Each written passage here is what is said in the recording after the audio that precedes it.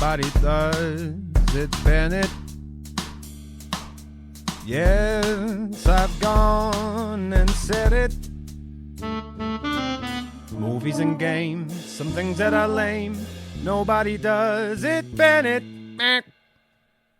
Hello, and welcome to Nobody Does It Bennett, movie review podcast. I'm your host, Greg Bennett, and tonight I'm joined by Jemma and Tenson as we go through the third film in the Harry Potter movie franchise, Harry Potter and the Prisoner of Azkaban. Jemma, welcome back. We last saw you for Legally Blonde, but now it's time to return to the wizarding world. Are you excited? Oh, I am so excited. Got my luggage. I am ready for the Hogwarts Express. Because last time in Chamber of Secrets, we skipped all that and went straight to Hogwarts. Certainly, and I wanted something from the trolley, dears. Imagine that, like they're in the cars like, I'm not going to get anything from the trolley. Pumpkin pasties. God, I wanted a chocolate frog because the year before my chocolate frog jumped out the window. True. And Tenson, we finished off the Star Wars prequels. It's now time to continue the Harry Potter films. Are you ready? Dead keen. It's going to be great. Going back to Hogwarts. Ready to suck it up, Dementor style.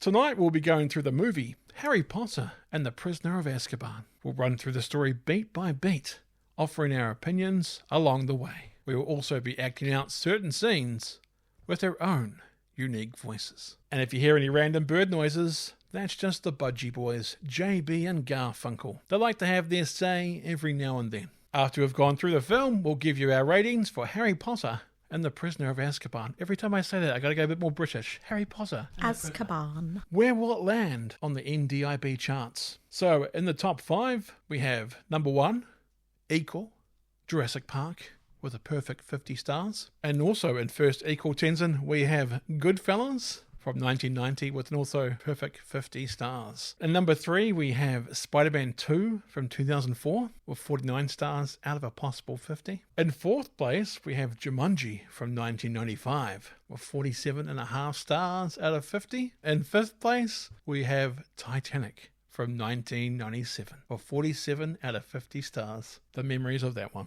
Our hearts will go on. Yeah, that was a while ago. It was. But you know what? Titanic references keep popping up. Or down, down, down. Oh. The previous 3 Harry Potter films we have reviewed. Yes, 3. We jumped ahead to the Order of the Phoenix for controversial reasons. Check out the Order of the Phoenix podcast if you want the juicy details. So the rankings for the other Potter films are currently in 10th equal is Harry Potter and the Philosopher's Stone with 42.5 stars out of 50. Harry Potter and the Philosopher's Stone is 10th equal with 2 other films, Boogie Nights from 1997 and Batman Returns. In 13th place, unlucky for some but not for Harry Potter and the Chamber of Secrets, Drink, 40.5 stars out of 50. And in 22nd place, we have Harry Potter and the Order of the Phoenix, 37.5 out of a possible 50 stars. This means the rankings of the Potter films have gone in order of films so far. Remains to be seen if the trend shall continue. Will Prisoner of Azkaban fall between Order and Chamber?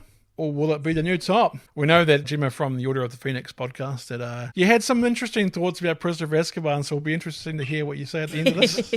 So Mortal Kombat Annihilation is still last, with a score of 15.5 stars out of a possible 50 stars. Oof. Does it make you nervous for Mortal Kombat 2 coming out? No, that looks really good. It does look good, doesn't it? Annihilation was after the original Mortal Kombat, so they had no excuse, but this one, with our own Kiwi man, Carl Urban, that looks good. And the Street Fighter as well in the same year.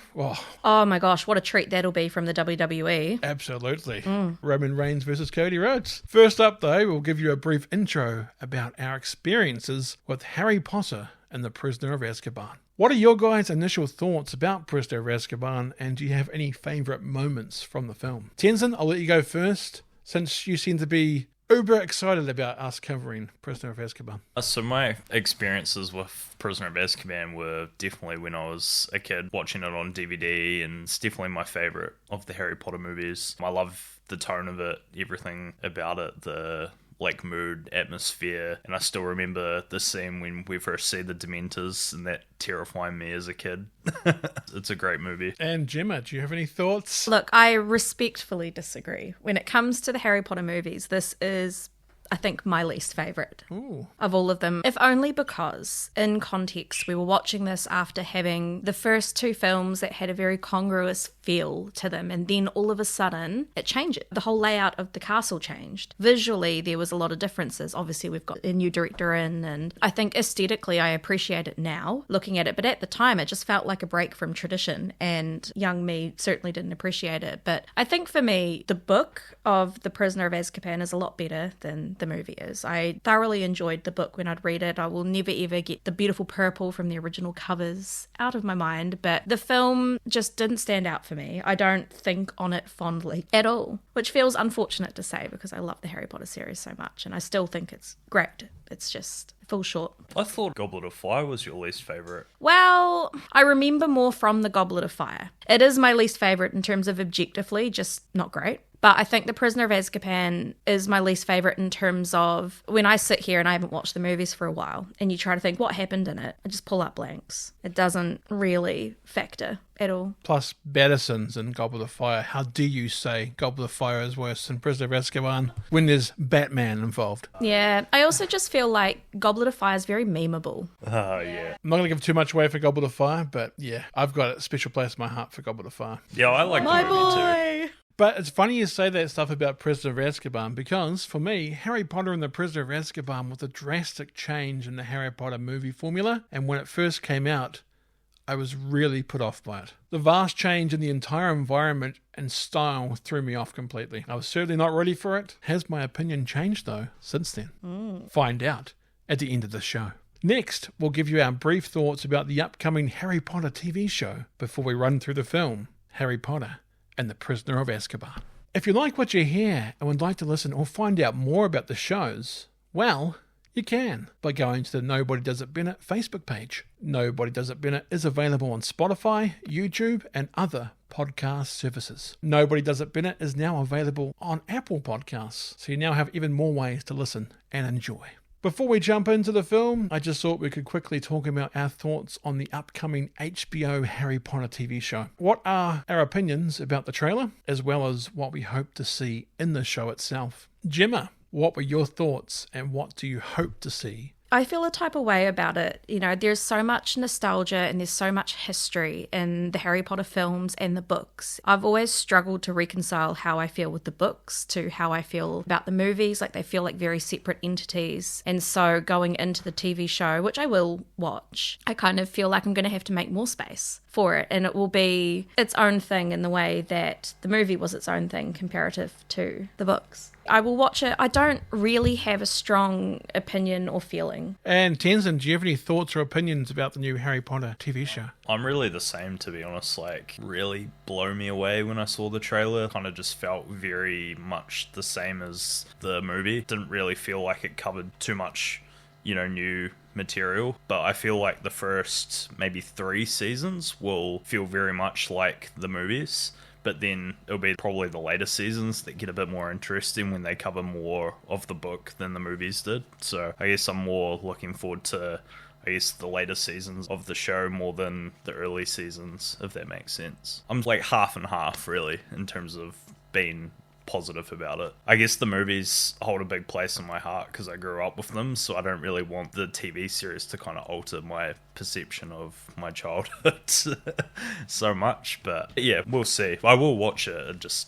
I'm kind of reserved in my opinion at the moment. I do wonder if this TV show is going to be what brings in a new generation of Harry Potter fans. The likes of my kids who are at an age that I was when I started watching the movies. Will the TV show mean to them what, say, the Avatar The Last Airbender was for me? I don't know. Or Batman the Animated Series. Or Batman the Animated For Series. some of us older people here. I think it's really interesting, like you say, that it's really good to bring them in for a new audience as well. They tried that with the new Star Wars films for a new audience. Yeah, it didn't really pay off, but doesn't mean you can't try the TV show. And I love the fact that they've decided to make it a TV show, not just redo the movies again. Yeah, I think that works a lot better. Might be corporate stuff for more money, but for me, I see it as more respect to the movies to keep them separate. So you've got choices this way, and they can go more in depth into what the books are this way around. So that's what I'm excited for, is that they have a bit more room, a bit more runtime in order to explore some of the side plots, the characters. In my opinion, they need to stay more faithful to the books. Yeah, there's more Peeves, I heard. More Peeves. Oh, what a relief, because Peeves truly is the biggest gaping hole in the Harry Potter movie franchise. You might say it was Gemma's pet peeve. Hey!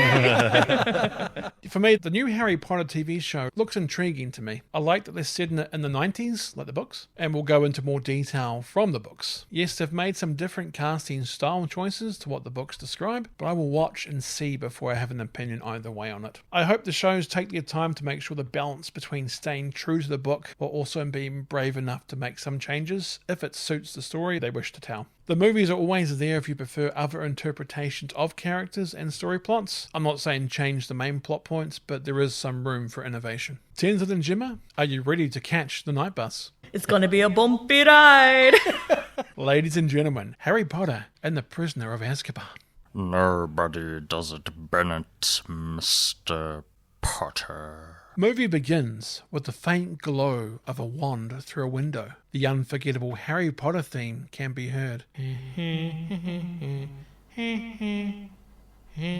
This reminds me of the intro of Home Alone, zooming out of the cartoon picture of a house, which is funny as Home Alone was a Chris Columbus/John Williams film. Although this is of course the first film in the Harry Potter movie series that is not directed by Columbus. The Warner Brothers logo, or the Warner Bros logo, blinks in time with the one light. The Warner Bros logo zooming out shot is way more iconic than I expected. Kind of like the 20th Century Fox to Star Wars, or Columbia Pictures logo to the original Raimi Spider-Man movies. Bravo Warner Bros for making this an ongoing thing. Or how it changes every year, gets darker with the storyline. Yeah. Changes colour, changes tone. It sets the tone in the movie, really. Truly. That's very cool. Lumos Maxima. The shot zooms into the window. We find Harry under his bedsheets, practicing magic. The Lumos Maxima spell, to be precise. What a bright idea.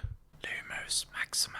Harry scurries back into a sleeping position in bed. Uncle Vernon comes barging into the room and turns the light on. This is where we get our first shot of Hedwig for the movie. Vernon has a quick look around, yawns, then switches the light off and leaves the room, closing the door behind. Harry gets back into spellcasting position in bed. Lumos Maxima. Harry is reading from a spellbook. The page, Extreme Incantations. Lumos Maxima. The room is filled with a bright white light. The shot zooms out of the window to reveal the movie's title, Harry Potter and the Prisoner of Azkaban.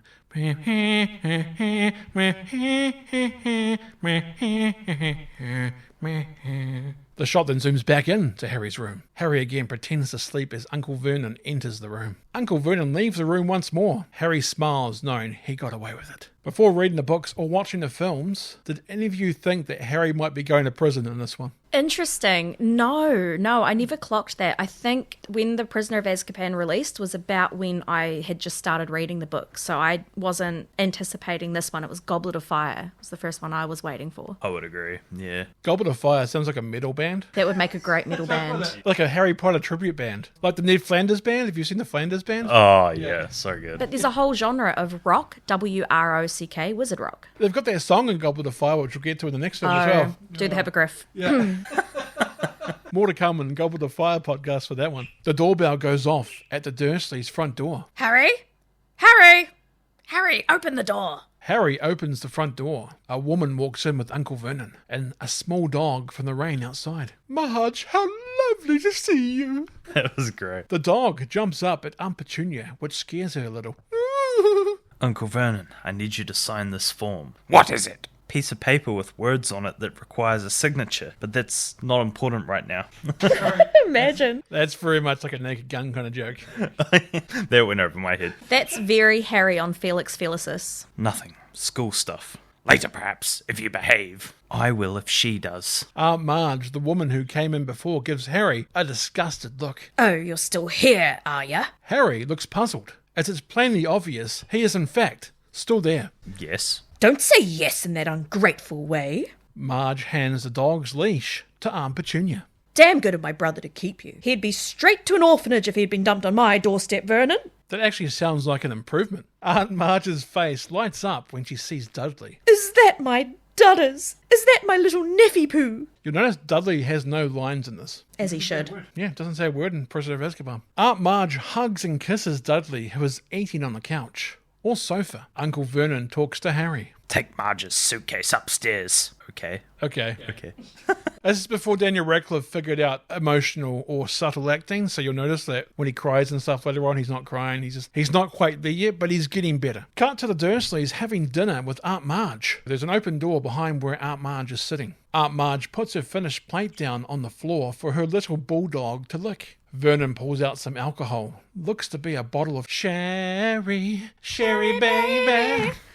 Oh wait, no, it's brandy. Can I tempt you, Marge? Just a small one. Excellent nosh, Petunia. Harry is gathering up the dirty dishes from the table. Uncle Vernon pours a small glass of brandy for Aunt Marge.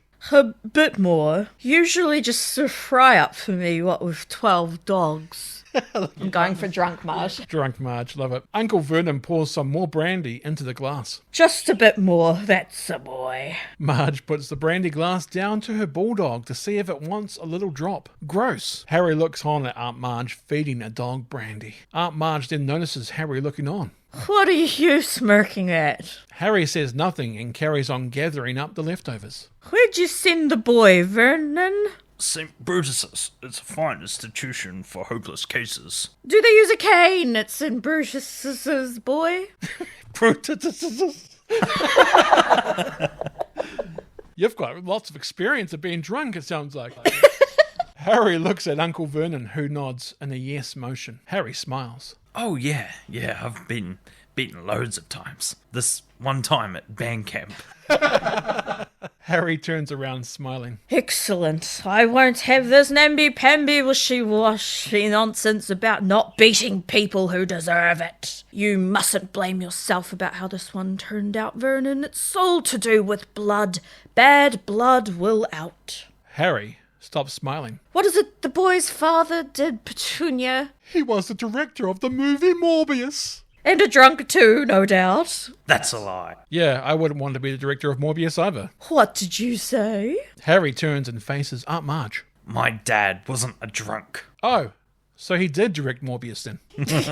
Harry uses mind magic, or the Force, to break Aunt Marge's glass in her hand. The room panics for a moment before Aunt Marge laughs it off. Oh, don't worry. Don't fuss, Petunia. I have a very firm grip. Uncle Vernon looks at Harry. I think it's time you went to bed. Quiet, Vernon. You Aunt Marge clicks her fingers at Harry. clean it up. Harry comes walking into the dining room with a towel to clean up the shattered glass. Actually, it's nothing to do with the father. It's all to do with the mother. You see it all the time with dogs. There's something wrong with the bitch, then there's something wrong with the pup. Harry throws down the towel with the broken glass. Muzzle toff! Shut up! Shut up! The room lights start flickering, and the room itself begins to shake. Right. Let me tell you. As Aunt Marge wags her finger at Harry, it starts to inflate and becomes a very fat finger. Aunt Marge's face then starts to inflate too. Then the rest of Aunt Marge's body starts inflating while still in the chair. Uncle Vernon starts wincing, seeing his sister become a human balloon. Vernon, do something. The bulldog starts to bite Uncle Vernon's trousers for some reason. Aunt Marge's clothes tear and her jewellery starts to pop off. Dudley gets a flying button to the head and sells it like a chokeslam through a table.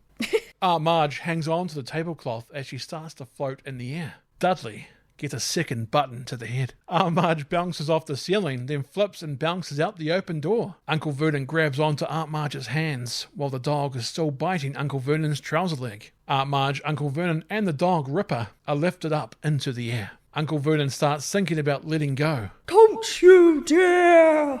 Sorry. Sorry. Then he drops down. Sorry. Uncle Vernon lets go of Aunt Marge's hands. Uncle Vernon and Ripper fall to the ground, while Aunt Marge floats further and further into the air. Aunt Petunia comes running to the fallen Uncle Vernon. They both look up and watch Aunt Marge float away. Harry runs upstairs to his room. Harry kicks his desk. The desk always wins that battle, Harry. Harry tries to calm himself while looking at a picture of his dead parents. Cut to Harry dragging a large suitcase down the stairs. Uncle Vernon yells at Harry at the bottom of the stairs. You bring her back. You bring her back. Now you put her right. No, she deserved what she got. Uncle Vernon looks to shove Harry back, but Harry whips out his wand and points it at the now snivelling Uncle Vernon. Keep away from me. You can't do magic outside school. Hang on, how does Vernon know Harry can't do magic outside school? So in the Chamber of Secrets in the book, there was a letter that came from the Ministry of Magic, I'm pretty sure, after they detected magic in the household, and they knew that Harry was there and underage, but of course it was Dobby performing the magic. So I think that's how Uncle Vernon came to know. That's not addressed in the movies. No. Well, actually, in the movies it could have been, because McGonagall says she's sending a letter home to your parents about the car. Oh, true. So maybe they got the letter and saying how he got spotted and he wasn't allowed to do magic outside of school. Yeah, that's a good point, actually. But yeah, I noticed that and I was like, how did he know? That is a wee plot hole, actually, for the non-book readers. Yeah. Yeah, try me. They won't let you back now. You've nowhere to go. I don't care. Anywhere's better than here. Cut to Harry walking on the road outside the Dursleys. You can see Aunt Marge still floating around. It's like, It cuts to later in the night. Harry is still storming around the streets of Surrey with his suitcase. Harry comes to a playground. Is this the same playground we see later in Order of the Phoenix? I'd wager. I think so, yeah. The scene terrified me as a kid when the Grim comes out from the bush. Ugh. Spoilers. This movie is a horror. It really is. Sometimes in this you'll notice that I'll say, is this still a kid's movie? It becomes very much horror. This is like really when the tone shifted massively. Yeah, it became a lot more mature. Yeah. Harry rests his suitcase on the curb next to the playground footpath. A street lamp above Harry's head starts to flicker, for no mere mortal can resist the evil of the thriller. The street lamp goes out. A breeze starts to chill the air. The swings and merry-go-round behind Harry start to move. This feels like something straight out of a horror movie. The seesaw starts moving too. Harry is concerned. There's a crunching sound from the bushes directly over the road from Harry. A black wolf emerges. The wolf starts to howl. Harry pulls out his wand in preparation of an attack. Harry falls back onto the path. A pair of headlights then illuminate Harry. A blue double-decker bus comes quickly towards Harry before stopping. A double-decker bus? Sorry, it's Mummy Returns. I'm sorry, I had to find a second form of transportation. A double-decker bus? A man is on the back of the bus. He reads a wee note. Welcome to the night bus. Emergency transport for the stranded witch or wizard. My name is Stan Shunpike, and I will be your conductor for the evening. Stan puts the note away in his jacket pocket. Stan looks around but doesn't see anyone. Then he looks down at Harry on the ground. What you doing down there? Bike messenger knocked me down. First one. I fell over. What you fell over for? I didn't do it on purpose. Well, come on then. Let's not wait for the grass to grow. Harry takes a peek at the bushes again. No wolf in sight now. Stan pokes from around the corner. What you looking at? Nothing. Harry gets on board the night bus. Stan struggles with Harry's suitcase. Harry enters the night bus where he sees people sleeping in full single beds on the bus. The sound of snoring from all around. Harry spots a large chandelier coming down from the top of the bus. Come on, move on, move on. Stan hands Harry a paper ticket. Stan then taps on the glass to the driver's area. A shrunken head hanging from the front window comes to life. Take her away, Ern. Yeah, take it away, Ernie. Ernie, an old man with large, thick glasses, wakes up, has a bite of a sandwich, then starts the night bus engine. It's gonna be a bumpy ride. The night bus takes off like a rocket. Harry is thrown back onto the bed behind him. The other passengers don't seem to be bothered. What did you say your name was? I didn't. Well, whereabouts you headed? The Leaky Cauldron, that's in London. You hear that, Ern? The Leaky Cauldron. That's in London. The leaky cauldron. If you have pea soup, make sure you eat it before it eats you. The night bus is blasting. So I started blasting through traffic, weaving in and out of traffic. The Muggles, can't they see us? Muggles? They don't see nothing, do they? Nope, if you jab 'em with a fork, they feel. The bus turns a corner. Ernie, little old lady at 12 o'clock. The bus comes to a complete and an immediate stop. Harry's face gets mushed into a bus window. The old lady slowly walks across the road. The shrunken head starts counting down from 10. At the count of 1, once the old lady is clear, the night bus blasts off again. Harry, while being thrown around by the speed of the night bus, catches Stan reading the newspaper. The front of the newspaper has a man shouting on it with a prisoner number in his hands. Article header reads, Escape from Azkaban. Who is that? That man? Stan turns to the front page and looks. Who is that? Who is... That's Sirius Black, that is. Don't tell me you never heard of Sirius Black. Stan leans into Harry. He's a murderer. Got himself locked up in Azkaban for it. How did he escape? Well, that's the question, isn't it? He's the first one that done it. He was a big supporter of you-know-who. I reckon you've heard of him. Yeah, him I've heard of. The night bus continues its fast journey across London. Ernie, 2 double-deckers at 12 o'clock. They're getting closer, Ernie. Ernie, they're right on top of us. Ernie pulls a lever which condenses the bus like an accordion to a very narrow, almost two-dimensional size. The people on the bus, including Harry, are also condensed down. Mind your head. Harry watches on as the bus slow-mo shots through the 2 double-decker buses. Hey, guys. Guys, why the long faces? Got him. The bus gets past the 2 buses, then rapidly expands back out and blasts off once again. Yeah, nearly there, nearly there. Ernie pulls a lever. Harry gets smacked into the bus window again. Might be the same shot as before. I'm pretty sure it's the exact same shot. The bus stops hard, but still manages to ding a nearby car and set off the car's alarm. The leaky cauldron! Next up, Nocturne Alley. A bald hunchback of a man comes onto the bus. Ah, Mr. Potter, at last. Harry looks up at the swinging, leaky cauldron sign outside as the night bus takes off. Harry enters a leaky cauldron. The hunchback turns off the car alarm with a remote, so it was his car the bus dinged. It must have been his wand, because it's the 90s. I don't know if they had remotes. Oh, I think they did. They still had car alarm remotes, surely. Is this actually based in the 90s? I always thought it was based in 2004. That's a good It's meant point. to be the 90s. Yeah, it should be. I always assumed it was just current day because it's not that far off the 90s, I guess. Also don't really know what vehicles were like because, I was a baby. Electric windows were a big thing in the 90s when I was like, whoa, you got electric windows? You're rich. Sick. Harry enters the tavern. There are still a few people in there. One guy is magically stirring a drink while reading A Brief History of Time by Stephen Hawking. Tom the Hunchback leads Harry to the stairs to show him his room. When Tom opens the door to Harry's room, there is someone waiting for Harry inside. I realise it's not his room, it's actually an office, but at first I thought it was his room. Hedwig. Right, smart bird you got there, Mr. Potter. He arrived here just 5 minutes before yourself. Yeah, I doubt JB and Garfunkel would do that for me. There was also someone else in the room waiting for Harry. A man looking out a window at the end of the room. The man clears his throat. As Minister for Magic, it is my duty to inform you, Mr. Potter, that earlier this evening your uncle's sister was located a little south of Sheffield, circling a chimney stack. Tom sits Harry down in the chair. Tom offers Harry some food, but Harry declines. As we know from Order of the Phoenix, you're not you when you're hangry. Snickers.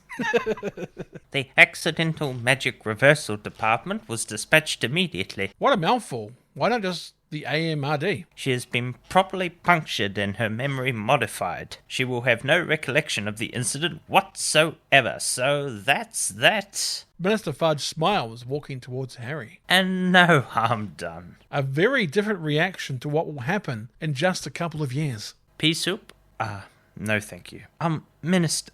Yes? I don't understand. Understand? I broke the law. Underage wizards aren't allowed to use magic at home. Oh, come now, Harry. The ministry doesn't send people to Azkaban for blowing up their aunts. Not yet, but give it time. Tom the Hunchback donkey laughs. That was so good. Wow. On the other hand, running away like that, given the state of things, was very, very irresponsible. With great power comes great irresponsibility, Harry. The state of things. We have a killer on the loose. Sirius Black, you mean? But what's that got to do with me? The books are called Harry Potter, so everything to do with you. Fudge gives a very obvious lying face. Oh, nothing, of course. You're safe. And that's what matters. And tomorrow, you'll be on your way back to Hogwarts. Back to formula? No, back to Hogwarts. Oh, these are your school books. There better be some goosebumps and animorphs in there. I took the liberty of having them brought here. Now Tom will show you to your room. Tom aggressively shoves and pulls Harry towards the door. Harry calls Hedwig, who flies over. Oh, by the way, Harry, whilst you're here, it would be best if you didn't wander. Otherwise, Harry might get WandaVision. Oh, the Marvel thing. Cut to morning. Harry is looking outside the window of his room when a train goes by. There are some real nice shots in this film already, like seeing him zoom out from the train to his room. It's like some gorgeous shots in this. Harry spots a furry book that is moving. It has a leather-bound book latch around it. The book title? The Monster Book of Monsters. Harry unbuckles the latch, because of course you do. The book has little spider eyes and teeth on the side. The book opens up and tries to bite Harry. I like how the book is shredding its own pages as it chomps. You wanted to learn about blast-ended scroots? Not on my watch. Harry drops the book on the ground. The book then starts to charge at Harry. Harry gets on the bed to avoid the book below. Imagine if this was how Harry died. The boy who was eaten by a book. The book goes under the bed. Harry, being the clueless one, at least in this moment, thinks it's a great idea to put his head down to see where the book is under the bed. The book snarls for a moment before charging at Harry's face. Harry pulls his head up. The book comes out, but can't see anyone, so it goes back under the bed. Harry then takes his shoe off and drops it to the ground. When the book comes charging out, Harry jumps on it. Cut to a housekeeper going door to door. They knock and open the door, only to get a large noise greet them, and a strange light and wind. The door then closes in their face. I'll come back later. Harry then comes out of his room from another door. Harry sees a ginger cat chasing a rat before walking into the tavern. I'm warning you, Hermione, keep that bloody beast away from Scabbers or I'll turn him into a tea cosy. It's a cat, Ronald. What do you expect? It's in his nature. Harry smiles and starts to walk down the stairs. A cat? Is that what they told you? Looks more like a pig of hair if you ask me. That's rich, coming from the owner of that smelly old shoe brush. That's right, Crookshanks. Just ignore the mean little boy. Harry arrives at the bottom of the stairs. Harry! Harry! Harry! That's great. That's perfect. Cut to a moving photo of the Weasleys' recent trip to Egypt. Harry and Ron are looking at it while sitting at a dining table. Egypt. What's it like? Brilliant! Loads of old stuff like mummies, tombs, even Scabbers enjoyed himself. I don't think Scabbers has been mentioned this much in any other film before this. Wonder why. Just embarrassment that Sunshine Daisy's buttermellow didn't turn that fat rat yellow. Chamber of Secrets drink. You know the Egyptians used to worship cats. Hermione is also at the table. Yeah, along with the dung beetle. Does anyone want to be Percy? Tenson, it's your chance to be Percy if you want to be. I can't really remember what Percy sounds like. As uptight as possible. Like imagine you've got a giant wad of sticks up your ass. Not flashing that clipping again, are you, Ron? Shut up, Percy. No one likes you. I haven't shown anyone. No, not a soul, unless you count Tom, The day maid. the night maid. The bloke who came and fixed the toilet. Harry! Sounds like she was terrified. Mrs. Weasley, Good to see you, dear. good to see you. Now, have you gotten everything you need? Yep. Yes? All your books? Yeah, it's all upstairs. Your clothes? Everything's there. Good boy. Thank you. Harry Potter. Mr. Weasley. Mrs. Weasley walks off. Harry, I wonder if I might have a word. Yeah, sure. Mr. Weasley takes Harry over to a quieter part of a tavern, right behind a Sirius Black mugshot poster. I should say that I have one of these posters on my bathroom door. You do? Looking forward to a new term? Yeah, should be great. Harry, there's some within the ministry who strongly discourage me from divulging what I'm about to reveal to you. Arthur makes sure people nearby don't hear, but I think you need to know the facts. Arthur leads Harry closer to the seriously disturbed mugshot poster. Seriously. Tickle Me Elmo was the biggest Christmas toy of 1996. Everyone had to have one. It was total chaos, Harry. Also, you're in danger. Grave danger. Has this anything to do with Sirius Black, sir? Arthur looks around. Dramatic music kicks in. What do you know of Sirius Black, Harry? Only that he's escaped from Azkaban. And do you know why? Harry shakes his head. 30 years ago, when you stopped. Voldemort. Don't say his name. Lucky he didn't say Joe Hendry. Wrestling fans will get that. Sorry. When you stopped, you know who. Black lost everything. Arthur leads Harry to another part of the tavern where there is another Sirius Black poster. It's like, gotta get that advertising in. Gotta make sure we get that poster in every shot, guys. But to this day, he still remains a faithful servant. And in his mind, you are the only one that stands in the way of you-know-who returning to power. Arthur leads Harry again to another part of the tavern. And that is why he escaped from Azkaban, to find you. And kill me. Harry, swear to me that whatever you might hear, you won't go looking for Black. Mr. Weasley, why would I go looking for someone who wants to kill me? It's true. We've all been depressed, Harry. Cut to Mrs. Weasley carrying Scabbers, running to the Hogwarts Express on platform 9 3/4. Ron! Ron! Ron is in the window of the train. Mrs. Weasley hands Scabbers to Ron. Oh, for goodness sake, don't lose him. The train starts moving as kids wave out the window. Kind of reminds me of Titanic at the start with the waving off. Tragic. Harry, Ron and Hermione are walking through the train corridor looking for a spare train booth. I didn't mean to blow her up. I just lost control. Brilliant. Honestly, Ron, it's not funny. Harry was lucky not to be expelled. I was lucky not to be arrested, actually. I still think it was brilliant. The trio come to a booth that had one lonely sleeping man in it. Come on, everywhere else is full. They enter the booth and sit down. Who do you think that is? Professor R.J. Lupin. He was also Ares in the Wonder Woman movie. Spoilers? Do you know everything? How is it she knows everything? It's on his suitcase, Ronald. Oh. Do you think he's really asleep? Seems to be. Why? Harry closes the booth slide door. I've got to tell you something. Cut to a bit later. It's now dark, foggy and rainy. Very much Van Helsing-like vibes here. The Hogwarts Express is still chugging along. It cuts back into the train booth where Harry, Ron, Hermione and Lupin are. Let me get this straight. Tickle Me Elmo was the hottest toy of Christmas 1996, and Sirius Black escaped from Azkaban to come after you? Yeah? But they'll catch Black, won't they? I mean, everybody's looking for him. Sure, except no one's ever broken out of Azkaban, and he's a murderous raving lunatic. Thanks, Ron. The train hits the emergency brakes. Why are we stopping? Because the brakes have been activated, therefore forcing the train to slow down and eventually stop. But that's not important right now. We can't be there yet. Harry opens up the booth slide door and pokes his head out. Kids in the other booths behind Harry do the same. There is then a violent shake of the train. What's going on? Dunno, maybe we've broken down. A magic train has broken down, Harry? I mean, seriously. The lights then go out. Reminds me of Titanic when the power starts to flicker. Ouch, Ron. That was my foot. Ron is distracted by something outside. He puts his palm to the window again. Again, like Titanic, and is watching outside with a worried look. There's something moving out there. Spooky. The music is a sharp violin type score. Reminds me of the Goa'uld theme from Stargate. Very eerie. That kind of music. Wait, what kind? Yeah, no, I don't know if I got it. I think someone's coming on board. There is another violent shake of the train. The sliding door to the booth opens a little to show you that it's not locked. The window next to Ron starts to freeze over around his hand. Again, like Titanic. The water in a glass bottle next to the window also freezes over. You can see their breath due to the cold. Anyone want to say it? Just like in Titanic.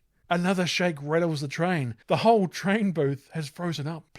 Bloody hell! What's happening? The silhouette of a large, hooded figure appears on the other side of the train booth door. Just like? No, not Titanic. Just like The Frighteners. There is no music, only the sound of the wind. This is still based on a children's book, right? You see the shape of the long, slender fingers reach for the train booth door. The figure uses finger magic, or the force, to slowly open the slide door. Finger magic's made a comeback from Philosopher's Stone, as you remember. There was plenty of finger magic in that. The slender, cold, malice hand then grasps onto the side of the slide door. Harry is terrified. The hooded, ghost-like Reaper figure then enters the booth. Everyone is terrified, including Crookshanks and Scabbers. The hooded Reaper scans the room while this low, moaning groan comes from it. Almost like when Dory speaks whale. Hello? The hooded figure starts sucking Harry's essence. Harry starts falling into a drugged-like state. Lupin opens his eyes. Lupin charges to his feet, wand out. A bright light emerges from his wand, which sends the Reaper fleeing. He uses magic without saying the actual charm as well. He never says Expecto Patronum. Very good. Very good. The shot then zooms into Harry's eye. A screaming, whistling sound can be heard saying, Harry! That's meant to be his mum, right? Yeah. Yeah, going into the night she died. Harry! The darkness starts to erode as Harry starts to regain consciousness. Harry, are you all right? Harry wakes up. They are still on the train, in the booth. Harry gets his glasses handed to him. Here, eat this. It'll help. It's all right. It's chocolate. Lupin hands Harry a piece of chocolate. Hopefully not warehouse Waikato chocolate.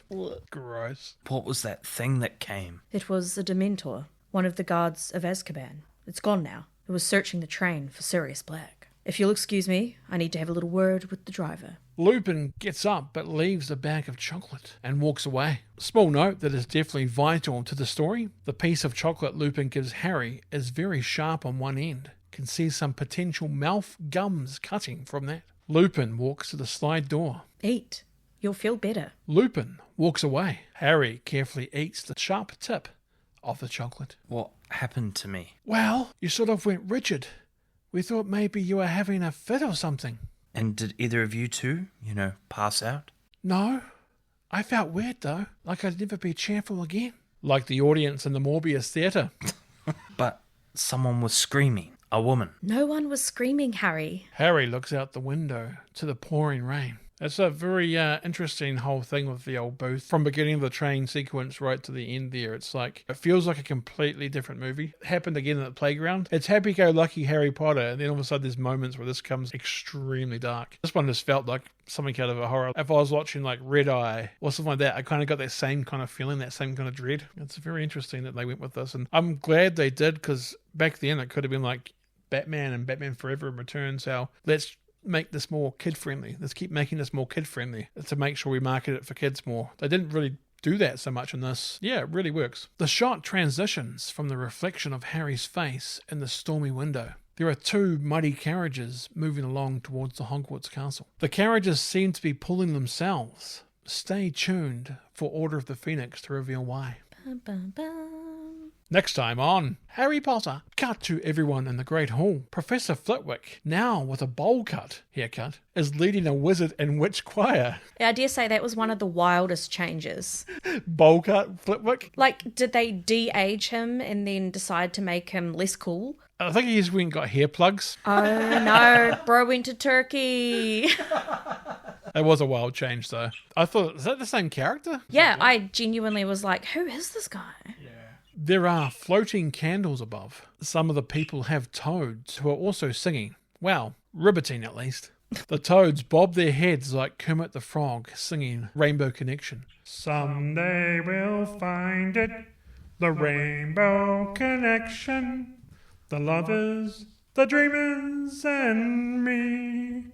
Oh, that was beautiful. That was great. The choir disperses and new Dumbledore, played by Michael Gambon, is revealed. I mentioned this in the Order of the Phoenix podcast, but in case you are listening to these in actual order, like some sort of freak, I will continue to voice Dumbledore as if he was Richard Harris from the previous two Harry Potters. I prefer that style, as I find Gambon's version a little too gruff and dramatic for me. I much prefer the calming sense of Richard Harris. But how are you going to say, Did you put your name in the goblet of fire? We'll find out. Maybe I'll be angry Richard Harris.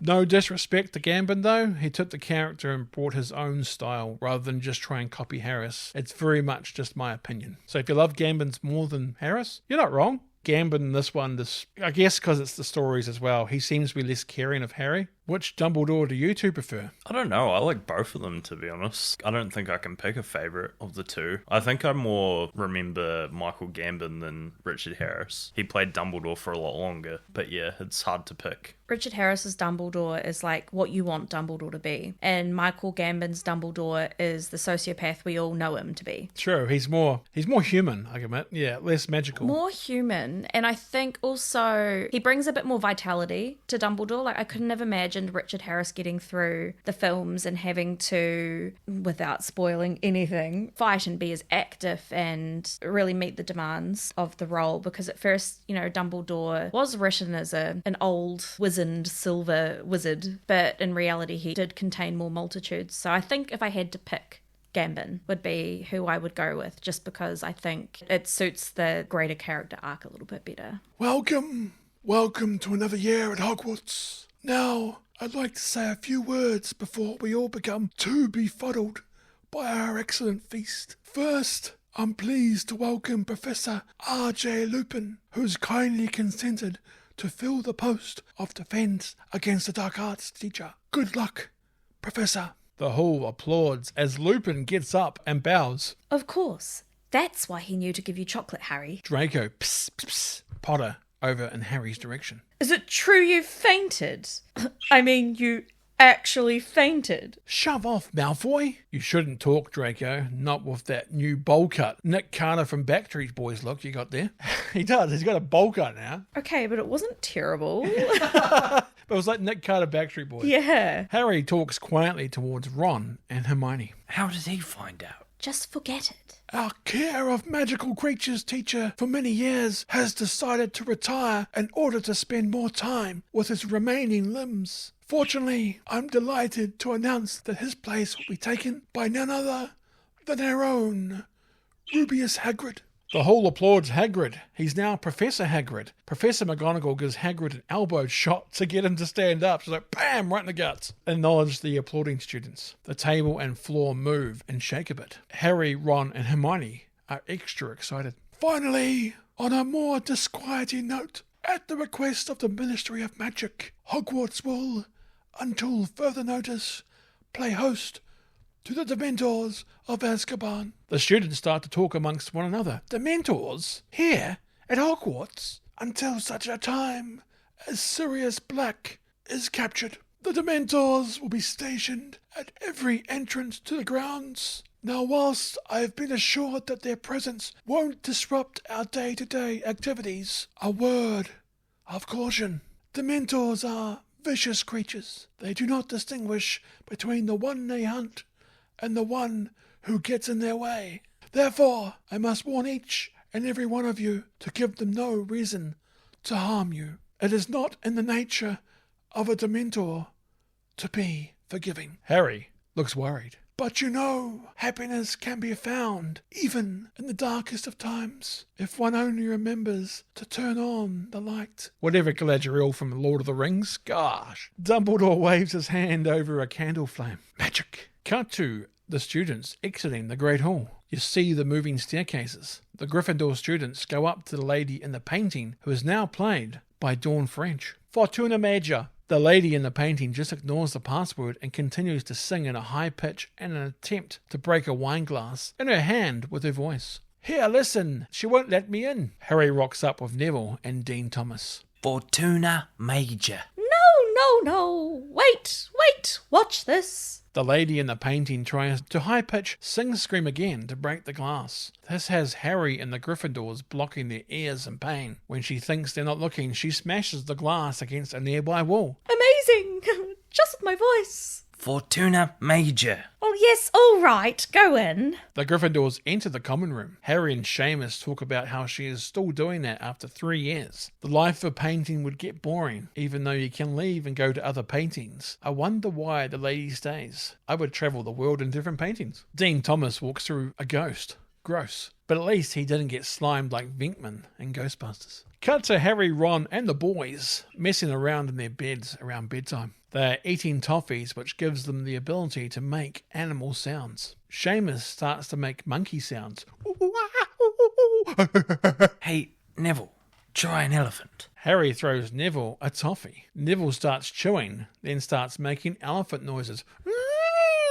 I can't do an elephant. That's the best I could do. Ron, catch. I will. Ron chews, then starts making lion sounds. I'm gonna be a mighty king, so enemies beware. It's nice to see Harry just hanging out and having fun, especially in the film's adaptations. It's not often that Harry is shown to just be a kid doing kid things. Oh, don't try one of them. Oh no. Harry eats a toffee. Steam starts to come out of his ears as a train sound whistles comes out. Harry, the tank engine. Look at him.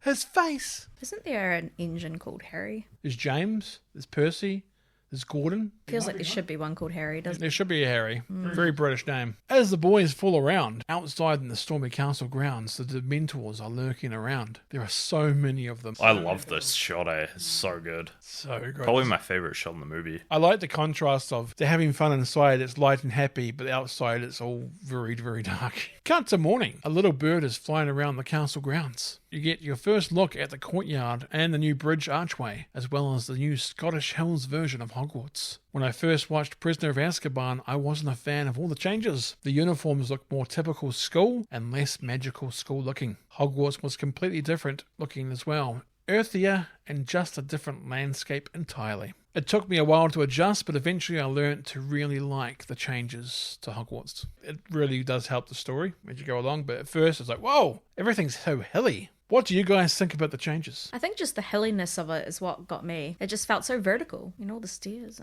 I think as a kid it didn't really bother me too much. I still kind of got the vibe of Hogwarts. Personally, it didn't really... I mean, yeah, the changes were a bit unusual, but it didn't really bother me. A little bird flies down towards Hagrid's hut, singing and chirping as it goes, until it is snapped up by the Whomping Willow, our old friend from the Chamber of Secrets. Drink! Cut to divination classroom at the top of the North Tower of Hogwarts. You need to go through a trapdoor to get there. We get our first look at Emma Thompson as Professor Sybil Trelawney. Welcome, my children. In this room you shall explore the noble art of divination. In this room you shall discover if you possess the sight. And whoever should hold his hammer, if he be worthy, shall possess the power of Thor. Trelawney knocks the table in front of her as she gets up, which makes the children giggle. Tee! Tee! Hello, I am Professor Trelawney. Together we shall cast ourselves into the future. This term will focus on tessomancy, the art of reading tea leaves. So please, take your cups. Take the cup of the person sitting opposite you. Harry and Ron exchange teacups, smirking as they do it. Trelawney is such an interesting character that doesn't get much to do in the films. With her big, thick glasses, frizzy hair, and eccentric personality, hope we'll see much more of her in the HBO TV series. I'm not sure who's playing her either. I'm not sure if they cast her yet, because she's not in the first Yeah, still a wee while away. Maybe they'll get Emma Thompson back. That would be amazing. What do you see? The truth lies behind a sentence deep within a book, waiting to be read. But first you must broaden your minds. Trelawney puts her hands on Seamus's head and starts shaking him. She's like, "Urgh!" First you must look beyond. What a load of rubbish. Hermione has appeared in between Harry and Ron. Where did you come from? Me? I've been here this whole time. Weird, I swear she wasn't there before. Dun dun. Trelawney looks at Neville. You, boy, is your grandmother quite well? I think so. I'm going to do a high-pitched voice for Neville because so I can distinguish him from everyone else. I wouldn't be so sure of that. Give me the cup. Dean Thomas gives Trelawney Neville's cup. Trelawney winces.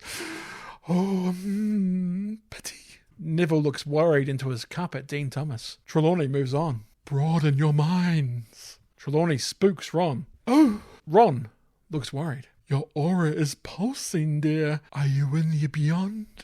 I think you are. Sure. Look at the cup. Tell me what you see. Well, Harry's got a sort of wonky cross that's trials and suffering.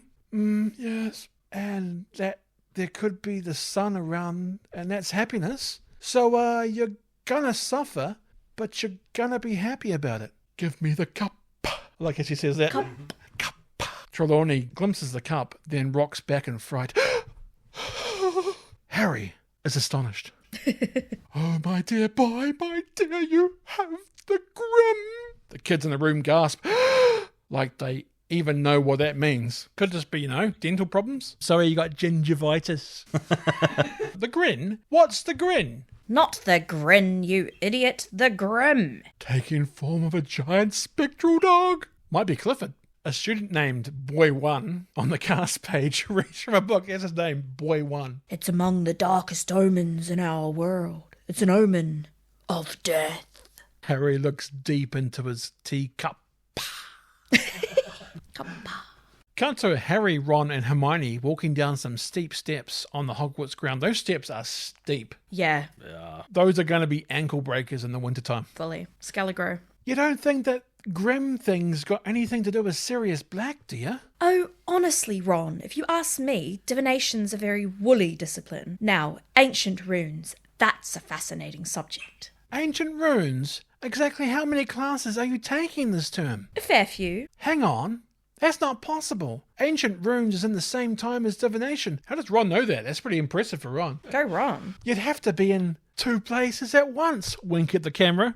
How indeed. Don't be silly, Ron. How could anyone be in 2 classes at once? At a magic school? Pretty easily. Broaden your minds. Use your inner eye to see the future. It's interesting how Hermione just shrugs divination as nonsense if she can't have it explained in a textbook. It does not exist. Give it a Gemma. Me and Tenson have both done it. Yeah. I love that librarian. It does not exist. Cut to Hagrid with Harry's class in front of his hut. That's it. Come on now. Come closer. Let's talking, if you don't mind. I got a real treat for you today. A great lesson, so follow me. Hagrid leads the class into Fanghorn Forest. Not so deathly dangerous in the daytime, it seems. Right, you lot, let's chattering. Form a group over there and open your books to page 49. The students each have one of these furry creature books that attacked Harry earlier at the Leaky Cauldron. And exactly how do we do that? Just stroke the spine, of course. Goodness me. Draco strokes the spine of the book while having his goofy cartoon bad guy face. Neville opens the book, but falls down as it tries to eat him. I'm okay. Neville then gets overpowered by the book again. I think they're funny. Oh yeah, terribly funny, witty. God, what has this place gone to the dogs? Wait till my father hears Dumbledore's got this oath teaching classes. Harry walks out in front of Ron and Hermione like a boss towards Draco. Shut up, Malfoy. Ooh. Draco hands his bag to Crabbe and walks towards Harry. The other students are crowded around. Draco starts to look scared behind Harry. Dementor! Dementor! Everyone, including Harry, turn to look. Draco starts laughing. Draco, Crabbe, and replacement Goyle then put their robe hoods up and make spooky fingers and sounds at Harry. I got replacement Goyle because it's not Goyle this time, is it? It's a different guy. He's not actually the same actor. I think it's a completely different character. They just couldn't get him for some reason. So it's got Crabbe. He's there still. Yeah. But then some other random guy. Let's call him replacement Goyle. Goyle the second. Hermione pulls Harry away. Ron talks to Neville. You're supposed to stroke it. Yeah. Neville's uniform is all ripped up. Hagrid coughs loudly to get the students' attention. Ta-da! The students look at what Hagrid has revealed, but don't really know what it is. Isn't he beautiful? The animal is half eagle, half horse creature. Front half an eagle and the back half a horse. But all attitude and spunk. Hear me out. Mm-hmm. No, that's a joke. He's a hear me out. Have you guys seen the hear me out cakes online where people take characters and sometimes they're humans, sometimes they're not from their childhood? There's like, hear me out. What if? Yeah. What if we got the back of a horse and the front of an eagle? Oh, it's more of a formative experiences with characters that you find attractive. Oh, that kind of artwork. Yeah. Say hello to Buckbeak. Hagrid throws Buckbeak a dead ferret to eat. Yum. Ron is astonished. Hagrid? Exactly what is that? That, Ron, is a hippogriff. First thing you want to know is that they're very proud creatures. Very easily offended. You do not want to insult a hippogriff. It may be the last thing you ever do. Now, who wants to come say hello? Everyone in the class, except Harry, takes a step back. Well done, Harry. Well done. Harry turns to see the class all further back. This made me laugh more than it probably should have. I really do like that, where he's like, what?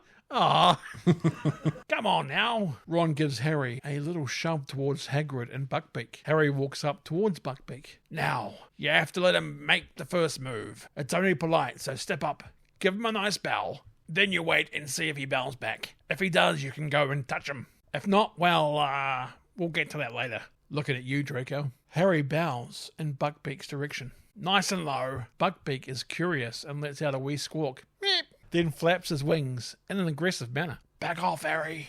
Back off. Harry backs away, but accidentally stands on a stick in the middle of the woods, who would have thought, which makes a loud snapping sound. Keep still. Harry looks up from his bowing motion. Keep still. Buckbeak rests his wings and gives a friendly wee hippogriff chirp. Buckbeak then bows to Harry, with Hagrid in the middle between them. I love that shot. Harry's bowing, Buckbeak's bowing, and Hagrid just in the middle, like, yeah.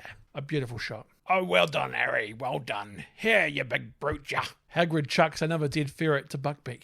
Harry is relieved. Right, I think you can go and pet him now. Harry looks terrified towards Hagrid. Go on, don't be shy. A student gets shoved out of the way in the crowd of students by Draco, who is eating an apple. Harry cautiously approaches Buckbeak, nice and slow. Harry sticks his hand out as he slowly walks closer and closer. Harry gets a bit too quick, so Buckbeak snacks back a little bit. Hermione grips Ron's wrist in fear. Harry slowly walks towards Buckbeak. Buckbeak walks towards Harry. They make out. Hear me out.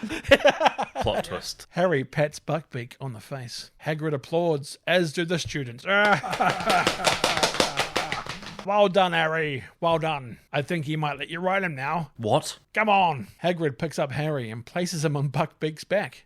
Say that 10 times fast.